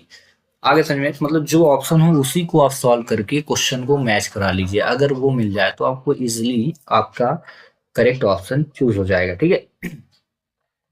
चलिए अगला क्वेश्चन देखते हैं, क्वेश्चन नंबर 7, ठीक है। क्वेश्चन नंबर 7, किसी वृत्त के अंतर्गत स्थित एक सम अष्टभुज की प्रत्येक भुजा उसके केंद्र पर जितना कोणांतरित करती है उसकी माप क्या होगी। तो ये फिर से 3 चैप्टर से आया, एनसीईआरटी के 3.2 3.3 आप अच्छे से पढ़ें, ठीक ना। तो मे बी 3.2 से ही आपको काम हो जाएगा, ठीक ना। Measure of angle subtended by each side of regular hexagon at the centre inscribed in the circle. बहुत ही इजी से क्वेश्चन आया है, बोला गया है कि आपको एंगल फाइंड करना है सम षटभुज। सम षटभुज का मतलब होता है 6 साइड होती है इसमें, ठीक ना। कितने 6 साइड लिखा ना, हेक्सागन 6 साइड। तो हमेशा याद रखना जितने भी एंगल, जब इसके हम एंगल को फाइंड करेंगे तो 360 में जितना भी एंगल फाइंड करना उसको डिवाइड कर देंगे। मुझे कितना एंगल फाइंड करना था, सम षटभुज यानी 6 कोण, ठीक ना, 6 भुजाएं देंगे, तो इसका प्रत्येक का एंगल कितना होगा, ठीक है। तो इसको आप डिवाइड करोगे 360 से तो कितना आया 60 डिग्री। तो इसका करेक्ट आंसर क्या होगा 60 आ गया समझ में। मतलब जितना एंगल बोलेगा उससे आपको 360 में ही डिवाइड करना है, हर बार याद रखना, ठीक ना। तो इसी से रिलेटेड एक क्वेश्चन मैं दे देता हूँ। किसी वृत्त के अंदर स्थित एक पंचभुज, क्या लिखा है, पंचभुज। पंचभुज को इंग्लिश में अगर हम बोलें तो क्या बोलेंगे, पेंटागन, पेंटागन, ठीक ना। तो आपको फाइंड करना है कि उसकी माप क्या होगी। पंचभुज हो तो प्रत्येक साइड का जो एंगल होगा कितना होगा। आप इस क्वेश्चन को सॉल्व करके इसका आंसर कमेंट्स करें। क्वेश्चन नंबर 8, एक if a transversal line intersect two parallel line, two parallel line का मतलब होता है, बताते हैं, then there corresponding angle are, यदि एक तिर्यक रेखा दो समांतर रेखाओं को काटते हैं तो उसकी संगत कोण क्या होता है। तो देखो पैरेलल लाइन मतलब एक ऐसी दो ऐसी लाइन जो एक दूसरे को कभी टच ना करें, इनको पैरेलल लाइन बोलती है। जैसे हो गई, ठीक ना। एग्जाम्पल में अगर देखें तो आप बुक के दोनों किनारे देख सकते हो, कभी नहीं कटते हैं, ठीक ना। टेबल के दोनों किनारे देख सकते हो, आप स्केल लिए रहे तो पटरी जिसे बोलते हो, उसके दोनों किनारे कभी टच नहीं होते, ठीक ना। तो ये हो गया पैरेलल लाइन। अब क्या बोल रहा है, ट्रांसवर्सल, इसमें एक लाइन हम ड्रॉ करें जो इसको डिवाइड कर दे, ठीक ना। थोड़ा कलर चेंज कर देते हैं, ठीक ना। तो इसमें ये बोला कि एक तिर्यक रेखा इसे अगर काट दे, रेखाओं से काटती हो तो उनके संगत कोण मतलब करस्पॉन्डिंग एंगल क्या होंगे। तो हमेशा याद रखना corresponding angle always will be equal, क्या होते हैं, समान होते हैं। करस्पॉन्डिंग एंगल कौन कौन से होते हैं, तो याद रखना, एक बाहर तो एक अंदर, ये एंगल करस्पॉन्डिंग एंगल होते हैं। एक बाहर तो एक अंदर, ये हो गया, ठीक ना। ऐसे ही एक अंदर तो फिर एक बाहर, एक अंदर तो फिर एक बाहर, ये करस्पॉन्डिंग एंगल होते हैं। It will be these angles are always will be equal, ये जो करस्पॉन्डिंग यानी संगत कोण होते हैं हमेशा क्या होते हैं, बराबर। अब क्योंकि संगत से पूछा है तो याद रखना, इस बार संगत से पूछा तो अगली बार जरूरी थोड़ी ना होगा संगत से ही पूछेगा, अगली बार पूछ सकता है एकांतर अंतः कोण क्या होते हैं, ठीक ना। अंतः कोण, एकांतर बाह्य कोण क्या होते हैं, एकांतर बाह्य कोण, ठीक है। और पूछ सकता है शीर्षाभिमुख कोण क्या होते हैं, शीर्षाभिमुख कोण, ठीक ना। एकांतर अंतः कोण को बोलते हैं अल्टरनेट इंटीरियर एंगल, ठीक ना, अल्टरनेट एक्सटीरियर एंगल। और ये होता है वर्टिकली अपोजिट एंगल। तो हमेशा याद रखना सभी क्या होते हैं, इक्वल ही होते हैं। आगे समझे, चलिए अगला क्वेश्चन देखते हैं। Question number 9, very important question. ये आपका पुरानी किताब के अगर हम ध्यान दें तो 8 चैप्टर में था। अब इस किताब में एनसीईआरटी की नई किताब मुझे इतना आइडिया नहीं है, याद नहीं है, तो आप देख लें जिसमें प्रॉफिट लॉस परसेंटेज दिया है, उस एक्सरसाइज से क्वेश्चन आया है। एक व्यापारी अपने सामान की कीमत, ठीक ना, खरीद कीमत से 25% बढ़ाकर अंकित करता है तथा अंकित मूल्य पर 12.5% की छूट देता है। यदि वह एक सामान 875 रुपए में बेचता है तो सामान खरीद की कीमत क्या होगी, ठीक ना। A trend A trader marks his goods 25% above the cost price and allows a discount 12.5% on the market price. If he sells an article for 875, then the cost price of the article. तो इसमें एक व्यापारी सामान की कीमत, खरीद की कीमत से, खरीद कीमत मतलब कॉस्ट प्राइस की कीमत से 25% बढ़ाता है, ठीक ना। तो हम कॉस्ट प्राइस को मान लेते हैं, क्या होगा, एक्स। देन तो इस क्वेश्चन को ऐसे सॉल्व करेंगे, लेट करेंगे, पहले हम मान लेंगे कि जो कॉस्ट प्राइस है वो क्या है, एक्स है। कॉस्ट प्राइस मतलब क्रय मूल्य, और एमआरपी जो होगी मार्केट प्राइस को हम ले लेंगे कितना, कॉस्ट प्राइस, और प्लस कर लेंगे कॉस्ट प्राइस इनटू कितना है 25% बढ़ा देंगे। तो 25 का परसेंट बढ़ाएं कितना हो जाएगा 125, ठीक है, 125% हो जाएगा, ठीक ना, 125%, क्योंकि 25% बढ़ाना है और टोटल 100% होते हैं। तो ये कितना कॉस्ट प्राइस को हमने लिया है एक्स, और 125% मतलब हो जाएगा 125 अपॉन 100%, जैसे ही हटेगा तो डिवाइड पे 100 आता है, ठीक है। तो ये हो जाएगा x इंटू 1.25। अब पॉइंट क्यों लगा, क्योंकि दो अंक बाद क्या है, दो अंक जीरो है, मतलब दो जीरो है, इसलिए मैंने डिवाइड डायरेक्ट कर दिया। तो कितना हो जाएगा, 100 का डिवाइड वगैरह ऐसे ही किया जाता है आफ्टर 2 डिजिट, यानी दो अंक बाद दशमलव लगाई, डिवाइड हो गया। तो ये कितना हो गया 1.25x, ये क्या हो गया एमआरपी, मतलब इसको बोलते हैं मार्केट प्राइस, ठीक है। इतना हो गया, जिसे बोलते हैं अंकित मूल बोलते हैं। तो अंकित मूल आ गया। अब क्या बोला, वह एक सामान 875 में बेचता है। बेचना मतलब होता है सेलिंग प्राइस। तो सेलिंग प्राइस कितनी दी है, 875। तो बोलता है सामान के खरीद की कीमत क्या थी, मतलब कॉस्ट प्राइस क्या थी शुरू में जब उसने खरीदा था, तो कितने में खरीदा था, ये फाइंड करना है। तो इसके लिए फार्मूला, सेलिंग प्राइस दिया है तो आप सेलिंग प्राइस का फार्मूला लगाएंगे। सेलिंग प्राइस इज इक्वल होता है market price into 100 minus discount percent, और अपॉन में क्या होता है 100। ठीक है। अब जितनी भी वैल्यू आपके पास यहाँ पे दी गई है, जितने भी मान दिए उनको रखिए। सेलिंग प्राइस दी 875, तो आप यहाँ प्यार से रखो 875 इज इक्वल रखो एमआरपी हमने कितनी फाइंड कर ली 1.25, 1.25 एक्स इंटू 100 करेंगे माइनस डिस्काउंट परसेंट मतलब बट्टा, ये 2.5% की छूट दिया है, आप यहाँ पे रखो 12.5 ये, और दोनों को सब्ट्रैक्ट करके अपॉन में क्या रखोगे 100। ठीक है। चलिए इसको क्रॉस मल्टीप्लाई कर दिए, तो 875 में 2 जीरो बढ़ गया। क्यों बढ़ गया, क्योंकि 100 से हमने इधर इंटू कर दिया, 875 में इसका इंटू कर दिया। ठीक है।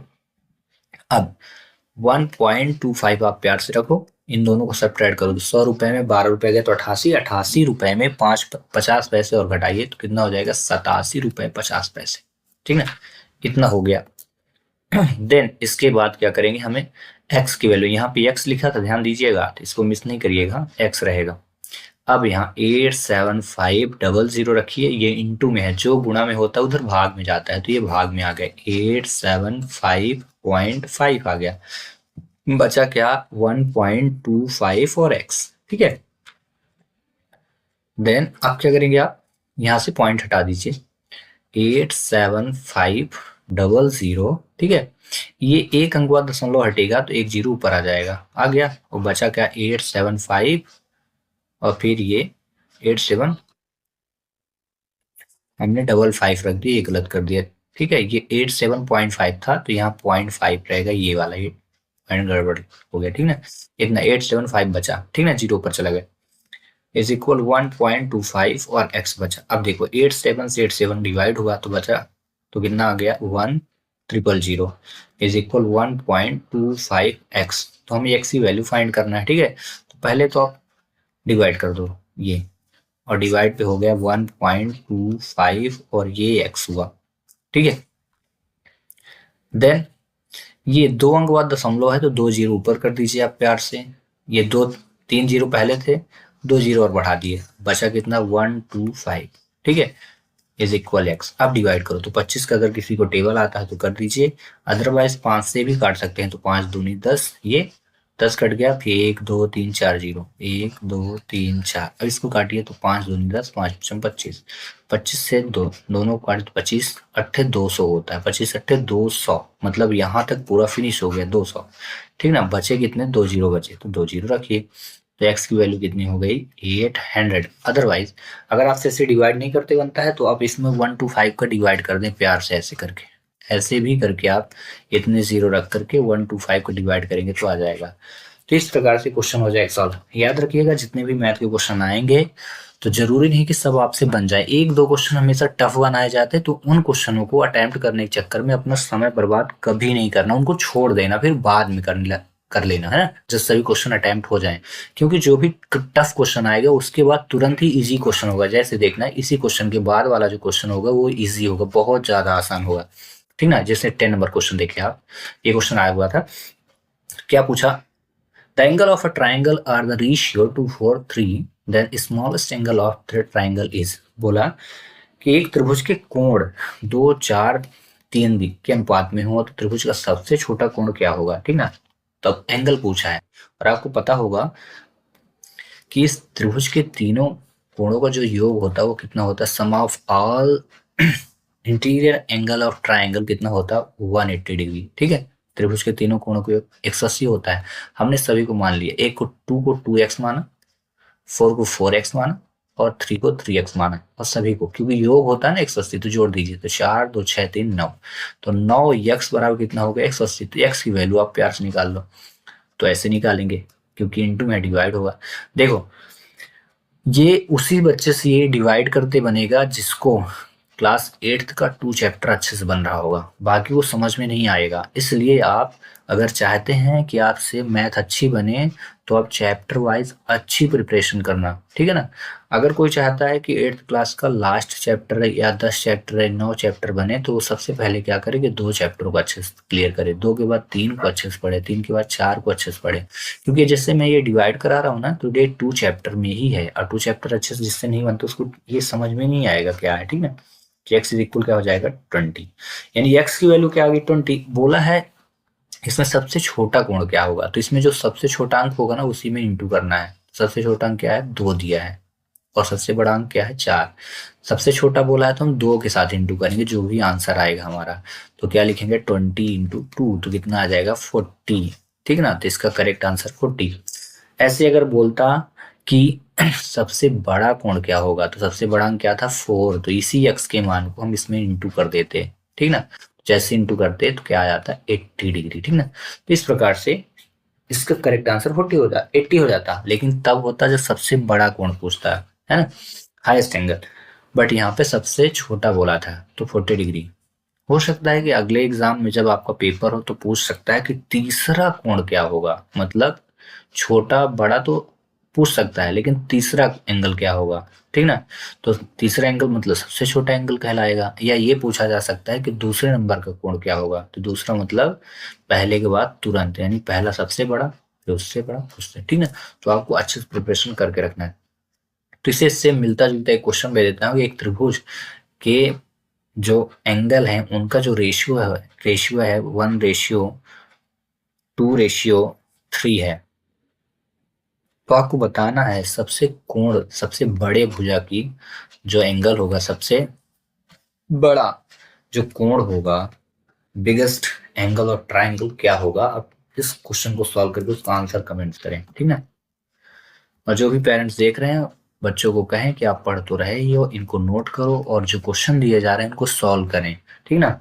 अन्यथा ये पढ़ाई किसी काम की नहीं है। इनके अंकित मूल्य पर, मतलब ये concession of on market price is called, अंकित मूल्य पर दी गई छूट को क्या बोलते हैं। जैसे आप कपड़े खरीदने गए और फिर उसमें जैसे 500 का कपड़ा था, अब इसमें बोले कि कुछ छोड़ दे, 490 ले लीजिए, 450 ले लीजिए, ऐसे करके कुछ कहते हैं, तो उसको क्या बोलते हैं, उसको बोलते हैं छूट। तो बोले ना दी गई छूट को क्या बोलते हैं, तो उसको बोलते हैं बट्टा, इंग्लिश में बोलते हैं डिस्काउंट। तो वहाँ जो मिलता है आपको छोड़ देते हैं उसे क्या बोलते हैं डिस्काउंट कहते हैं, ठीक है। अगला स्क्वायर रूट ऑफ 10.24, तो क्या होगा इसका करेक्ट आंसर होगा 3.2। ऐसा क्यों होगा, तो जैसे अभी घनमूल मैंने आपको सिखाया उसी प्रकार से वर्गमूल होता है। कैसे वर्गमूल होता है, जैसे 1 का वर्ग 1 होगा, लेकिन 1 का वर्गमूल क्या होगा 1, मतलब 1 का स्क्वायर 1 होगा, और 1 का स्क्वायर रूट क्या होगा 1। ऐसे 2 का जो स्क्वायर होगा वो क्या होगा 4 होगा, लेकिन 4 का स्क्वायर रूट क्या होता है 2। ऐसे ही अगर हम बात करें 3 का स्क्वायर क्या होगा, तो क्योंकि पावर 2 है तो 2 बार लिख करके इंटू कर दिए, तो 3 का स्क्वायर 9 हुआ, लेकिन 9 का स्क्वायर रूट क्या होगा 3 होगा, जस्ट अपोजिट। ऐसे ही क्योंकि मुझे सब स्क्वायर और स्क्वायर रूट याद है तो मैं जल्दी कैरी कर लिया। जैसे ये जो स्क्वायर होता है ये किस नंबर का स्क्वायर है, तो ये 729, ठीक ना। 729 का ये मतलब इस नंबर का कहा जाए कि स्क्वायर रूट 729 का स्क्वायर रूट 27 होता है, ठीक है। और ये 32 जो होता है ये किसका स्क्वायर रूट होता है, तो याद रखना 10.24 का स्क्वायर रूट होता है, ठीक है। और ये जो है ये किस नंबर का स्क्वायर रूट होता है, तो 2304 पॉइंट के साथ, ठीक है ना, पॉइंट लगाएंगे हम आफ्टर 2 डिजिट 2 अंकों बाद इसका होता है, ठीक है। और ये जो होता है 3364 का स्क्वायर रूट होता है, क्योंकि मुझे याद है। ध्यान रखना स्क्वायर रूट, अगर हम वर्ग की बात करें, वर्ग मतलब जिसको स्क्वायर बोलते हो आप, ठीक ना। अगर हम वर्ग की बात करें तो 27 का जो स्क्वायर होता है वो 729 होता है, ठीक है। 32 का जो स्क्वायर होता है वो क्या होता है 1024 होता है। वहीं 48 का जो स्क्वायर होता है वो कितना होता है, 2304 होता है। और 58 का स्क्वायर जो होता है वो कितना होता है, 3364 होता है। अब देखो 8th क्लास में ये 6 चैप्टर या 5 चैप्टर में है, स्क्वायर रूट कंटिन्यू है, 6 और 7 करके ऐसे दिए होंगे। तो आप चैप्टर देख लेना, क्योंकि मैं पुरानी एनसीईआरटी की ज़्यादा प्रिपरेशन किया हूँ, तो उसके बेस पे बता रहा हूँ। आप नए एनसीईआरटी पे प्रिपरेशन करें, देखें किस चैप्टर में है। तो आपको स्क्वायर रूट की अच्छी प्रिपरेशन कर लेना है। 30 तक आप 30 नहीं, कम से कम 50 तक का स्क्वायर याद रखो, तो आप जल्दी कैरी कर लोगे। देखो मैं किसी मेथड का प्रयोग नहीं किया इनको जानने के लिए, सिर्फ क्या था, मुझे स्क्वायर याद था, फटाक से मैंने देख लिया। क्योंकि 10 24 किसका होता है, देखो 10 24 कितना, ये 10 24 32 का होता है, तो 32 पे फोकस किया, अब पॉइंट इसमें लगा था 2 अंक बाद, तो उसका हाफ आएगा ही, करेक्ट हो गया, ठीक है। हाँ, अगर किसी को अच्छे से जानना हो कि आखिर क्यों 3.2 आएगा, किसी को डाउट हो कि उसमें 2 अंक बाद दशमलव, इसमें 1 अंक बाद दशमलव क्यों आया है, तो आप क्वेश्चन करें, कमेंट्स करें, मैं आपको एक्सप्लेन करके बताऊंगा, ठीक ना। तब तक मैं अगले क्वेश्चन पे चलता हूँ।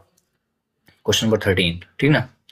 5 सेंटीमीटर, यहाँ a chord of a circle of a radius 5 centimeter is at a distance 4 centimeter from the center, then measure of the chord क्या होगा। तो आप पहले तो ये जान लो chord होता क्या है। जैसे इस सर्कल हुआ ना, chord को बोलते हैं जीवा, बोला है उस जीवा की लंबाई क्या होगी जिसके वृत्त के केंद्र से जो रेडियस है, त्रिज्या दी है 5 सेंटीमीटर की है, ठीक ना, और उसकी जो डिस्टेंस है, जीवा की डिस्टेंस वो 4 सेंटीमीटर की है, तो जीवा क्या होगी, ये सर्कल कहलाता है, जिसे वृत्त बोलते हो। और ये जो होता है ना, ये जो लाइनें खींची जाती हैं इनको कॉर्ड बोलते हैं। कॉर्ड मतलब होता है जीवा, ये जीवा होती है। और वृत्त की सबसे बड़ी जो जीवा होती है वो व्यास होती है, डायमीटर जिसे बोलते हैं। जैसे सेंटर ऑफ सर्कल है, तो यहाँ से यहाँ जो होगा इसको बोलेंगे जीवा, ठीक ना। ये इसको बोलते हैं जीवा, ये सबसे बड़ी जीवा, इसको बोलते हैं डायमीटर, ठीक ना। हाँ, ये सभी कॉर्ड ही, अब ये सभी कॉर्ड हैं, सभी कॉर्ड, लेकिन सबसे बड़ी जो कॉर्ड होगी वो क्या कहलाएगी, जो कॉर्ड मतलब सबसे बड़ी जो जीवा होगी वो व्यास कहलाती है। यानी वृत्त की सबसे बड़ी जीवा क्या है, व्यास है। तो रही बात, ये कॉर्ड कॉर्ड हो गया। अब आते हैं, हम समझ लेते हैं कॉर्ड के बाद त्रिज्या क्या होती है, ठीक ना। तो सर्कल में त्रिज्या भी होती है कॉर्ड के साथ साथ, ठीक ना। आप देखो त्रिज्या कैसे आइडेंटिफाई करेंगे, चलो। तो देखो, जैसे ये सर्कल हुआ ना, इसका ये केंद्र बिंदु हुआ, तो यहाँ से जो भी लाइनें जाकर के सर्कल को ऐसे टच करेंगी, ये टच कर रही ना, ये सभी इनकी क्या होंगी, रेडियस होंगी, जिसको आप क्या बोलोगे, वृत्त की त्रिज्या बोलोगे। ये सब क्या हो जाएंगी, रेडियस को आर से रिप्रेजेंट करते हैं, ठीक ना। इसमें बोला है जीवा की माप ज्ञात करना है, ठीक ना। तो यहाँ पीजीटी लगेगा, पाइथागोरस थ्योरम। इससे पहले वाले लेक्चर में मैंने उसके बारे में फार्मूला बताया था, तो आपको पहले तो ये ड्रॉ कर लेना, फिर यहाँ सेंटर ड्रॉ करना है, एक कॉर्ड ड्रॉ करना है। इस क्वेश्चन के लिए बोला है ना जीवा, और जीवा से यहाँ जो ये टच करेगी, ये लाइन पे थोड़ी सी ध्यान दें, इसको हम यहाँ से हटा देते हैं, ठीक है। ये सेंटर को हम टच कराएंगे, ये तो ये क्या हो गई है, ये रेडियस है, त्रिज्या ये कितनी है, 5 सेंटीमीटर। और यहाँ से ये जो लाइन खींचेगी ये 90 डिग्री की रहेगी, ये कहलाएगी क्या, डिस्टेंस है, 4 सेंटीमीटर का ये डिस्टेंस हो गया, ठीक है ना। ये 5 सेंटीमीटर, तो ये बन गया राइट एंगल ट्राइंगल, ठीक ना। अब जब राइट एंगल ट्राइंगल बनता है, याद रखना इस प्रकार का ट्राइंगल बनता है, तो इसको हम देते हैं ए, और इसको बी, और इसको सी फाइंड करते हैं, ठीक ना। अब यहाँ बोला है जीवा की लंबाई कितनी होगी, तो जीवा कहाँ है, ए, अगर मैं इसको दे दूं ए नाम, इसको बी दे दूं, इसको सी दे दूं, इसको डी, तो हमारा टोटल जो फाइंड करना है वैल्यू क्या होगी, बी सी, यहाँ से यहाँ तक की साइड चाहिए। तो हमेशा याद रखना बी सी इज इक्वल हो जाएगा 2 इंटू बी डी, ठीक है। बी डी मतलब ये साइड जो भी आएगी, इसमें अगर हम 2 का गुणा कर दें तो हमारा क्या निकलेगा, बीसी यानी जीवा निकलेगी। जो भी हम वैल्यू एंड फाइंड करेंगे उसके बाद 2 का इंटू करेंगे तो हमारा क्या निकलेगा, जीवा की लंबाई। तो ये हो गई 5, ए की वैल्यू हो गई 5 और बी की वैल्यू यानी मान हो गया 4। हमें निकालना सी, तो इसके लिए मैंने फार्मूला बताया है, ठीक है। A square is equal to b square plus c square, ठीक ना। पाइथागोरस थ्योरम होता है, ठीक ना। शॉर्ट फॉर्म है क्वेश्चन को सॉल्व करने के लिए। एक इससे भी ज्यादा शॉर्ट फॉर्म है, जैसे मुझे डायरेक्ट सी की वैल्यू निकालनी है तो मैं इस फार्मूले को लगाऊंगा, c is equal to under root, c is equal under root a square minus b square, ठीक ना। अगर कभी मान लीजिए आपको डायरेक्ट बी की वैल्यू निकालनी है तो बी के लिए फार्मूला है B is equal under root A square minus C square, ठीक ना। तो ये तीनों फार्मूले को आप रट लो पीजीटी में, ठीक ना। ये सिर्फ अप्लाई कहाँ करना जब कॉम्पिटेटिव एग्जाम में बैठना है, यानी इस प्रकार के पेपर में वनडे एग्जाम में जिसमें ऑब्जेक्टिव क्वेश्चन है वहीं अप्लाई करना, अदरवाइज ये अप्लाई ना करें, ठीक ना। तो यहाँ पे करते हैं, तो हमें सी की वैल्यू चाहिए, स्क्वायर नहीं रहेगा, जब हम रूट लगाएंगे तो स्क्वायर नहीं रहेगा, तो सी इज इक्वल, ठीक है। ए की वैल्यू क्या है 5, तो 5 का स्क्वायर, अब देखो कोई भी क्वेश्चन कर रहे हो तो बरकरार है ना, तो आपको ये सारी चीज याद रखना, 4 का स्क्वायर, तो सी इज इक्वल क्या हो जाएगा 5 का स्क्वायर 25 माइनस 4 का स्क्वायर 16, दोनों को आप सब्ट्रैक्ट करो तो कितना है 9, और 9 का स्क्वायर रूट यानी 9 के वर्गमूल क्या होता है 3, ठीक है। तो सी की वैल्यू कितनी आ गई 3, और सी क्या है, सी मतलब ये साइड, और ये साइड क्या है देखो बी डी, क्या है बी डी, तो क्या करेंगे 2 इंटू बी डी की वैल्यू 3, कितना हुआ 6, तो इसका करेक्ट आंसर क्या हो जाएगा 6 सेंटीमीटर, ठीक है। इस प्रकार से ये क्वेश्चन सॉल्व होगा। तो ऐसे क्वेश्चनों की अच्छी खासी प्रिपरेशन चाहिए, तो ये क्वेश्चन आप क्या करो, इनको लिखो, बार बार प्रिपेयर करो, सॉल्व करो, ठीक ना। अगर डाउट हो तो आप पूछ सकते हो। अगला क्वेश्चन देखते हैं, ये आया आपका क्वेश्चन वर्गमूल वाले चैप्टर से, ठीक ना।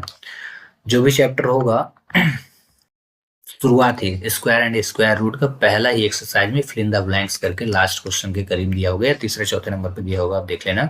इसका स्क्वायर निकालना बहुत आसान होता है, 1 का स्क्वायर, जैसे 1 का स्क्वायर है ना, तो इसमें जितने 1 हो काउंट कर लो, जैसे 2 ठो इसमें 1 है तो 1 और 2 लिख दो, इसके बाद रिवर्स गियर, 2 के बाद तुरंत रिटर्न आना है, 2 के बाद क्या है ये 1 है ना, ये वाला नंबर तो रिटर्न लिखना है। जैसे मान लो 1 की पावर 3 है, मतलब 3 बार 1 आया है और स्क्वायर निकालना है, तो आपको क्या लिखना है 1 2 3 लिख दिए, 3 बार लिख दिए, फिर रिटर्न ना हो, एक बार 2 लिख दो, एक बार 1, 2 और 1, स्क्वायर निकल आया, ठीक ना।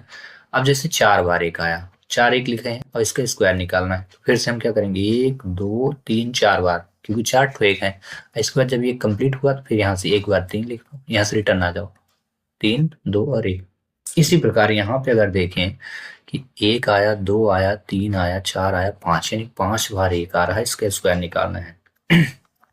तो जब 5 बार स्क्वायर है निकालना है तो हम कितने बार 1 लिखेंगे, क्या पहले नंबर कहाँ तक लिखेंगे 5 बार, 1 2 3 4 5, 5 हो गया, यहाँ स्टॉप, फिर 4 3 2 1 लिख दो, 4 3 2 1 रिटर्न। तो ये कौन सा वाला होगा भाई, 1 2 3 4 5, 4 3 2 1, 1 2 3 4 5 4 1, ये गलत हो गया, ये गलत हो गया, करेक्ट आंसर ये हो गया। अगर समझ में, चलिए एक क्वेश्चन दे देता हूँ, 1 2 3 4 5 6 7, इसके स्क्वायर निकाल डालो, कमेंट्स कर दो। ये क्वेश्चन मे बी 9 या 10 चैप्टर से आया, या मैं ऐसे चैप्टर का नाम बता रहा हूँ, एक्सपोनेंट एंड पावर, ठीक ना। तो ये घातांक और करणी ऐसे कुछ चैप्टर का नाम वहां से आया है। तो ये याद रखना, जब बेस सेम होती है, यानी ये वैल्यू अगर सेम दिखे आपको और बीच में क्या लगा हो इंटू यानी गुणे का चिन्ह लगा हो, ठीक ना, तो इसको सॉल्व करने का सबसे इजी फंडा क्या है कि ये जो दोनों है ना इनको आप प्यार से लिख दो, इसके बाद पावर को ऐड कर दो, तो 4 + 3 इज इक्वल क्या हो जाएगा 7, यानी a की पावर 7, ये आ गई, ठीक ना। एक क्वेश्चन यहाँ पे इसको याद रखना, किसी भी नंबर की पावर अगर 0 तो उसका आंसर क्या होगा 1, ये एग्जाम में आ चुके हैं। जैसे x की पावर 0 पूछे तो क्या 1, l की पावर 0 पूछे तो क्या 1, राम की पावर 0 पूछे तो क्या 1, ठीक ना।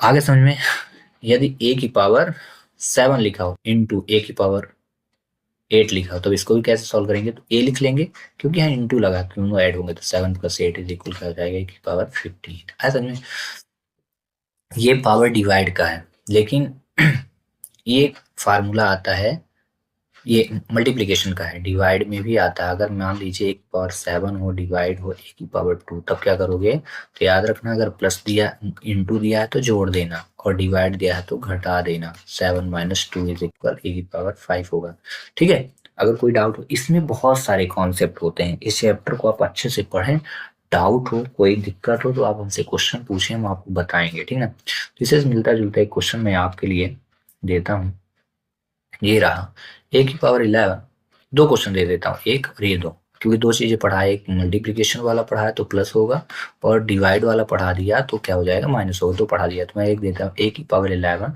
और यहाँ पे हो जाएगा मल्टीप्लाई a की पावर 5, वहीं a की पावर 7 और डिवाइड हुआ a की पावर 2। तो आपको बताना है कितना आएगा इनका आंसर, ठीक है। चलिए तब तक हम क्वेश्चन नंबर 16 करते हैं। 2401 की पावर 1/4 गुणे 81 की पावर 1/4 हो तो इसका मान क्या होगा। तो यहाँ इस क्वेश्चन को सॉल्व करने के लिए इसके पावर में ही हम जाएंगे और ये बताएगा कि ये नंबर जो है किसी न किसी संख्या का पावर 4 है। तो 2404 जो है ये जो है 7 की पावर 4 है। किसकी पावर 4, यानी 7 को आप 4 बार गुणा कर दो। 7 को 4 बार आप जब गुणा करोगे तो कितना आएगा 2401। और 81 फिर से आप 4 लिखा है तो 81 भी किसी न किसी संख्या का 4 टाइम है। यानी ये होता है 3 इंटू 3 इंटू 3 इंटू 3। जब 3 को 4 टाइम मल्टीप्लाई करोगे तो कितना आएगा 81 आएगा। तो यहाँ मैंने लिखा 2401 को 7 की पावर 4 और अपॉन 4 लिखा ही था इंटू। फिर से वही बात, ये वही चैप्टर से आया जो पिछला वाला क्वेश्चन आया था 15 number question, power and components and power से आया, ठीक ना, घातांक एवं करणी।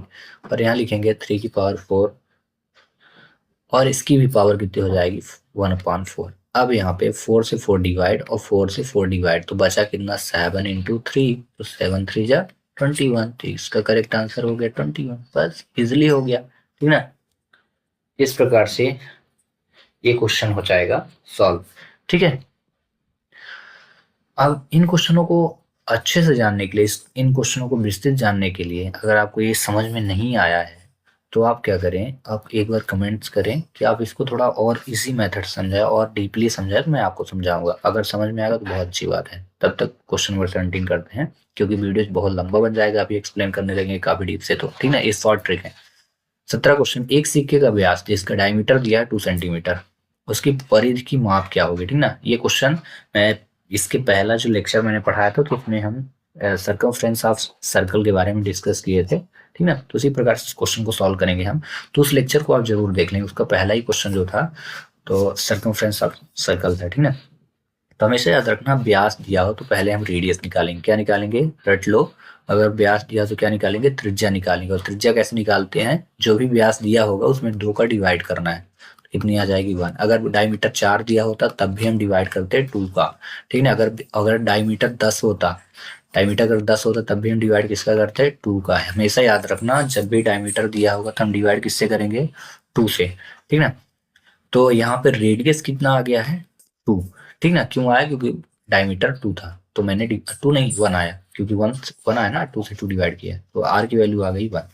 अब बोला है उसकी परिधि। सिक्का, सिक्का कैसा होता है, गोलाकार होता है ना, जिसे बोलते हो वृत्त। अब वृत्त की परिधि क्या होती है, पहले लेक्चर में हम चर्चा कर चुके हैं। उसकी परिधि होती है 2 पाई आर, ठीक ना। 2 लिखेंगे, पाई लिखेंगे, आर की वैल्यू अभी हमने सॉल्व की 1, तो 1 से इंटू कर दो आप, तो कितना हो जाएगा 2 पाई। इसका करेक्ट आंसर क्या होगा 2 पाई। आगे समझे, इजिली समझ में आ गया ना। तो इसी प्रकार एक क्वेश्चन देता हूँ कि एक सिक्का है जिसका व्यास जो है ना वो 10 मीटर है। व्यास क्या है 10 मीटर है।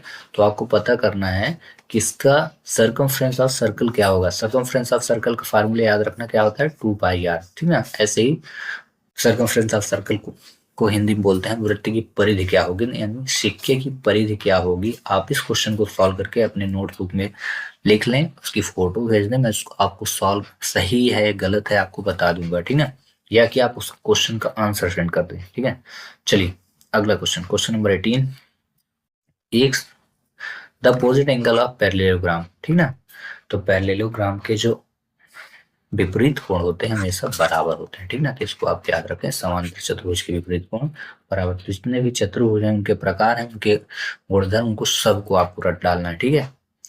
क्वेश्चन नंबर 19 देखते हैं। इसमें लिखा है इफ 3x + 4/2 - 6x = -2/5। तो ये क्वेश्चन 2 चैप्टर से आया, ठीक ना। तो इसको सॉल्व करते हैं, x का मान आपको बताना है, तो इजिली ये सॉल्व होगा। ये जो 5 है ना इधर जाके मल्टीप्लाई करेगा, और ये जो 2 है ना इधर आके मल्टीप्लाई करेगा। तो 5 से 3 का इंटू करो, 5 3 जा 15, ठीक ना, और x फिर दोनों में इंटू करना 4 से, 5 4 जा 20 इक्वल लगाना, फिर 2 से इंटू 2 2 जा 4। अब ये 2 जो होगा ना दोनों से इंटू करेगा, ठीक ना, माइनस लग गया, फिर से ये माइनस और ये माइनस, माइनस माइनस प्लस 2 छक्का 12x, ठीक है। मल्टीप्लाई करने के बाद आपको क्या करना है यहाँ पे लेटर देखना है, यहाँ x लिखा है और यहाँ भी x लिखा है, तो x वालों को साथ ले आओ। 15x माइनस 12x, इनको बोलते हैं वेरिएबल। अब नंबर को नंबर के पास, तो ये -4 था और 20 प्लस में था तो उधर गया तो -20 हो गया। 15x में 12x घट गया तो 3x आया, और दोनों सेम सिंबल ऐड होंगे यानी समान चिन्ह जुड़ते हैं तो 24 हुआ। तो x का मान क्या हुआ, -24/3, 3 से भाग कर दो आप, तो 3 8 कितना हो जाएगा, कितना होगा 24। और ये माइनस था ना तो माइनस लगा के, तो x की वैल्यू कितनी आ जाएगी -8। ये चैप्टर 2 से आया है। आप चैप्टर 2 को अच्छे से पढ़ो, अच्छे से मतलब बहुत अच्छे से पढ़ो, ठीक ना। तो इसी से मिलता जुलता एक क्वेश्चन मैं आपको दे देता हूँ। 2x + 4 नहीं 8 दे दिया, is upon 3 - 2x is equal, अगर -2/3 हो तो x की वैल्यू फाइंड करें, ठीक ना। चलिए इसको कमेंट्स करें, तब तक हम लास्ट क्वेश्चन पे फोकस करते हैं, क्वेश्चन नंबर 20, ठीक ना। आपको कमेंट्स जरूर करना है, समझ में आता है तो अच्छी बात है, नहीं समझ में आता तो वही बताइएगा। हमारा टारगेट सिर्फ ये है कि किसी बच्चे का एग्जाम जो है ना 75, एग्जाम में 75 नंबर से कम ना आए, 75 प्लस ही आ जाए, ठीक ना। और मैथ के जितने 20 क्वेश्चन आ रहे हैं तो ऑल टू ऑल बने, ठीक ना। इसलिए जितना भी मैं यहाँ से पढ़ाते जाऊंगा नोट करते जाऊंगा, श्योर आपका एग्जाम निकलेगा, और निकले के साथ साथ आपको मैथ का नंबर सबसे हाई रहेगा। अगला, 5,000 रुपए पर 10% वार्षिक दर से 2 वर्ष का चक्रवृद्धि ब्याज ज्ञात करना है, कंपाउंड इंटरेस्ट ज्ञात करना है, ठीक ना, ठीक ना। तो इसको बोलते हैं, इसके पहले लेक्चर में भी मैंने इसके बारे में चर्चा की, तो उसमें सिंपल इंटरेस्ट आया था, इसमें कंपाउंड इंटरेस्ट आ गया। इसको प्रिंसिपल बोलते हैं, इसको रेट यानी दर बोलते हैं, ये टाइम है। और इस कंपाउंड इंटरेस्ट को निकालने का फार्मूला क्या है, देखिए कंपाउंड इंटरेस्ट निकलता है किससे, a माइनस पी से। a मतलब होता है अमाउंट, अमाउंट मतलब होता है मिश्र धन। तो पहले हम a निकाल लेते हैं। a का फार्मूला होता है p1 + r/100⁴n, ठीक है। इस फार्मूले पे याद रखो, a मतलब होता है अमाउंट यानी मिश्र धन निकालेंगे। p कितना दिया है, प्रिंसिपल 5,000 रुपए है, तो आप यहाँ पे r से 5,000, लास्ट क्वेश्चन है, ठीक ना। 1 + r की वैल्यू कितनी, 10/100 करेंगे, और n कितना है, टाइम कितना है, 2 वर्ष का, तो आप यहाँ पे 2 रखो। इसको प्यार से डिवाइड करो, 10 1 जा 10, 10 जा, ठीक है। इसके बाद आपको प्यार से लिखना है, 10 से इंटू कर दो इसमें, ये 10 से 1 का, तो 10 1 जा 10 और +1/10। आगे समझ में, ये +1 कहाँ से आया, ये जो बचा था, पावर 2 रहने देना। इसके बाद आप 5,000 रखो, ठीक है, और इन दोनों को ऐड करो तो कितना हुआ, 11/10 की पावर कितनी है, 2, ठीक है ना। थोड़े ये क्वेश्चन बड़े हैं तो थोड़ा धैर्य से आपको देखना है, ठीक ना। इसको 2 टाइम मल्टीप्लाई करना है, क्योंकि पावर क्या है 2 है, यानी स्क्वायर करना है। ये लो, कर दिए ना। यहाँ से 0 1 0 2 0 1 0 2 0 कट गए, लेकिन 1 से 1 नहीं डिवाइड करना, ठीक है, क्योंकि 1 का मल्टीप्लाई 1 ही आएगा। इसके बाद बचा क्या, 50 × 11 × 11, ठीक है। तो 11 के इंटू कर दो, 11 5 जा 55, 0 इंटू फिर से 11, इस 11 का हो गया ना इंटू, अभी 11 बचा, 11 यानी 11 5 55 और 11 5 55 5 60 हो गया, ठीक ना। पूरा मल्टीप्लिकेशन हुआ, मतलब ए की वैल्यू अमाउंट मिश्र धन कितना हुआ 60 50, लेकिन हमें क्या निकालना, कंपाउंड इंटरेस्ट सी आई। तो सी आई इज इक्वल क्या होता है, ए की वैल्यू कितनी आई 6050 माइनस पी, पी मतलब प्रिंसिपल, मतलब कितना था 5,000 रुपए, दोनों को सब्ट्रैक्ट कर दो ना, कितना आएगा 1050। तो करेक्ट आंसर इसका क्या होगा, ये, ठीक ना। इस प्रकार से क्या निकाला जाता है, कंपाउंड इंटरेस्ट। तो आपने गौर किया होगा कि इस क्वेश्चन को सॉल्व करने के लिए मैंने दो फार्मूला लगाए। पहला ये फार्मूला लगाया जिसको आपको लिख के याद कर लेना है, मिश्र धन का है, ठीक ना, अमाउंट बोलते हैं मिश्र धन का फार्मूला। और दूसरा सी आई यानी कंपाउंड इंटरेस्ट यानी चक्रवृद्धि ब्याज का फार्मूला लगाया। तो पहले आपको अमाउंट निकाल लेना है, फिर कंपाउंड इंटरेस्ट निकाल लेना, ठीक है। चलिए एक क्वेश्चन मैं दे देता हूँ। 5,000 की जगह मैंने यहाँ पे 8,000 रुपए दे दिए, ठीक है, और 10% को 10% ही रहने दिया, 2 वर्ष को 2 वर्ष ही रहने दिया है, ठीक ना।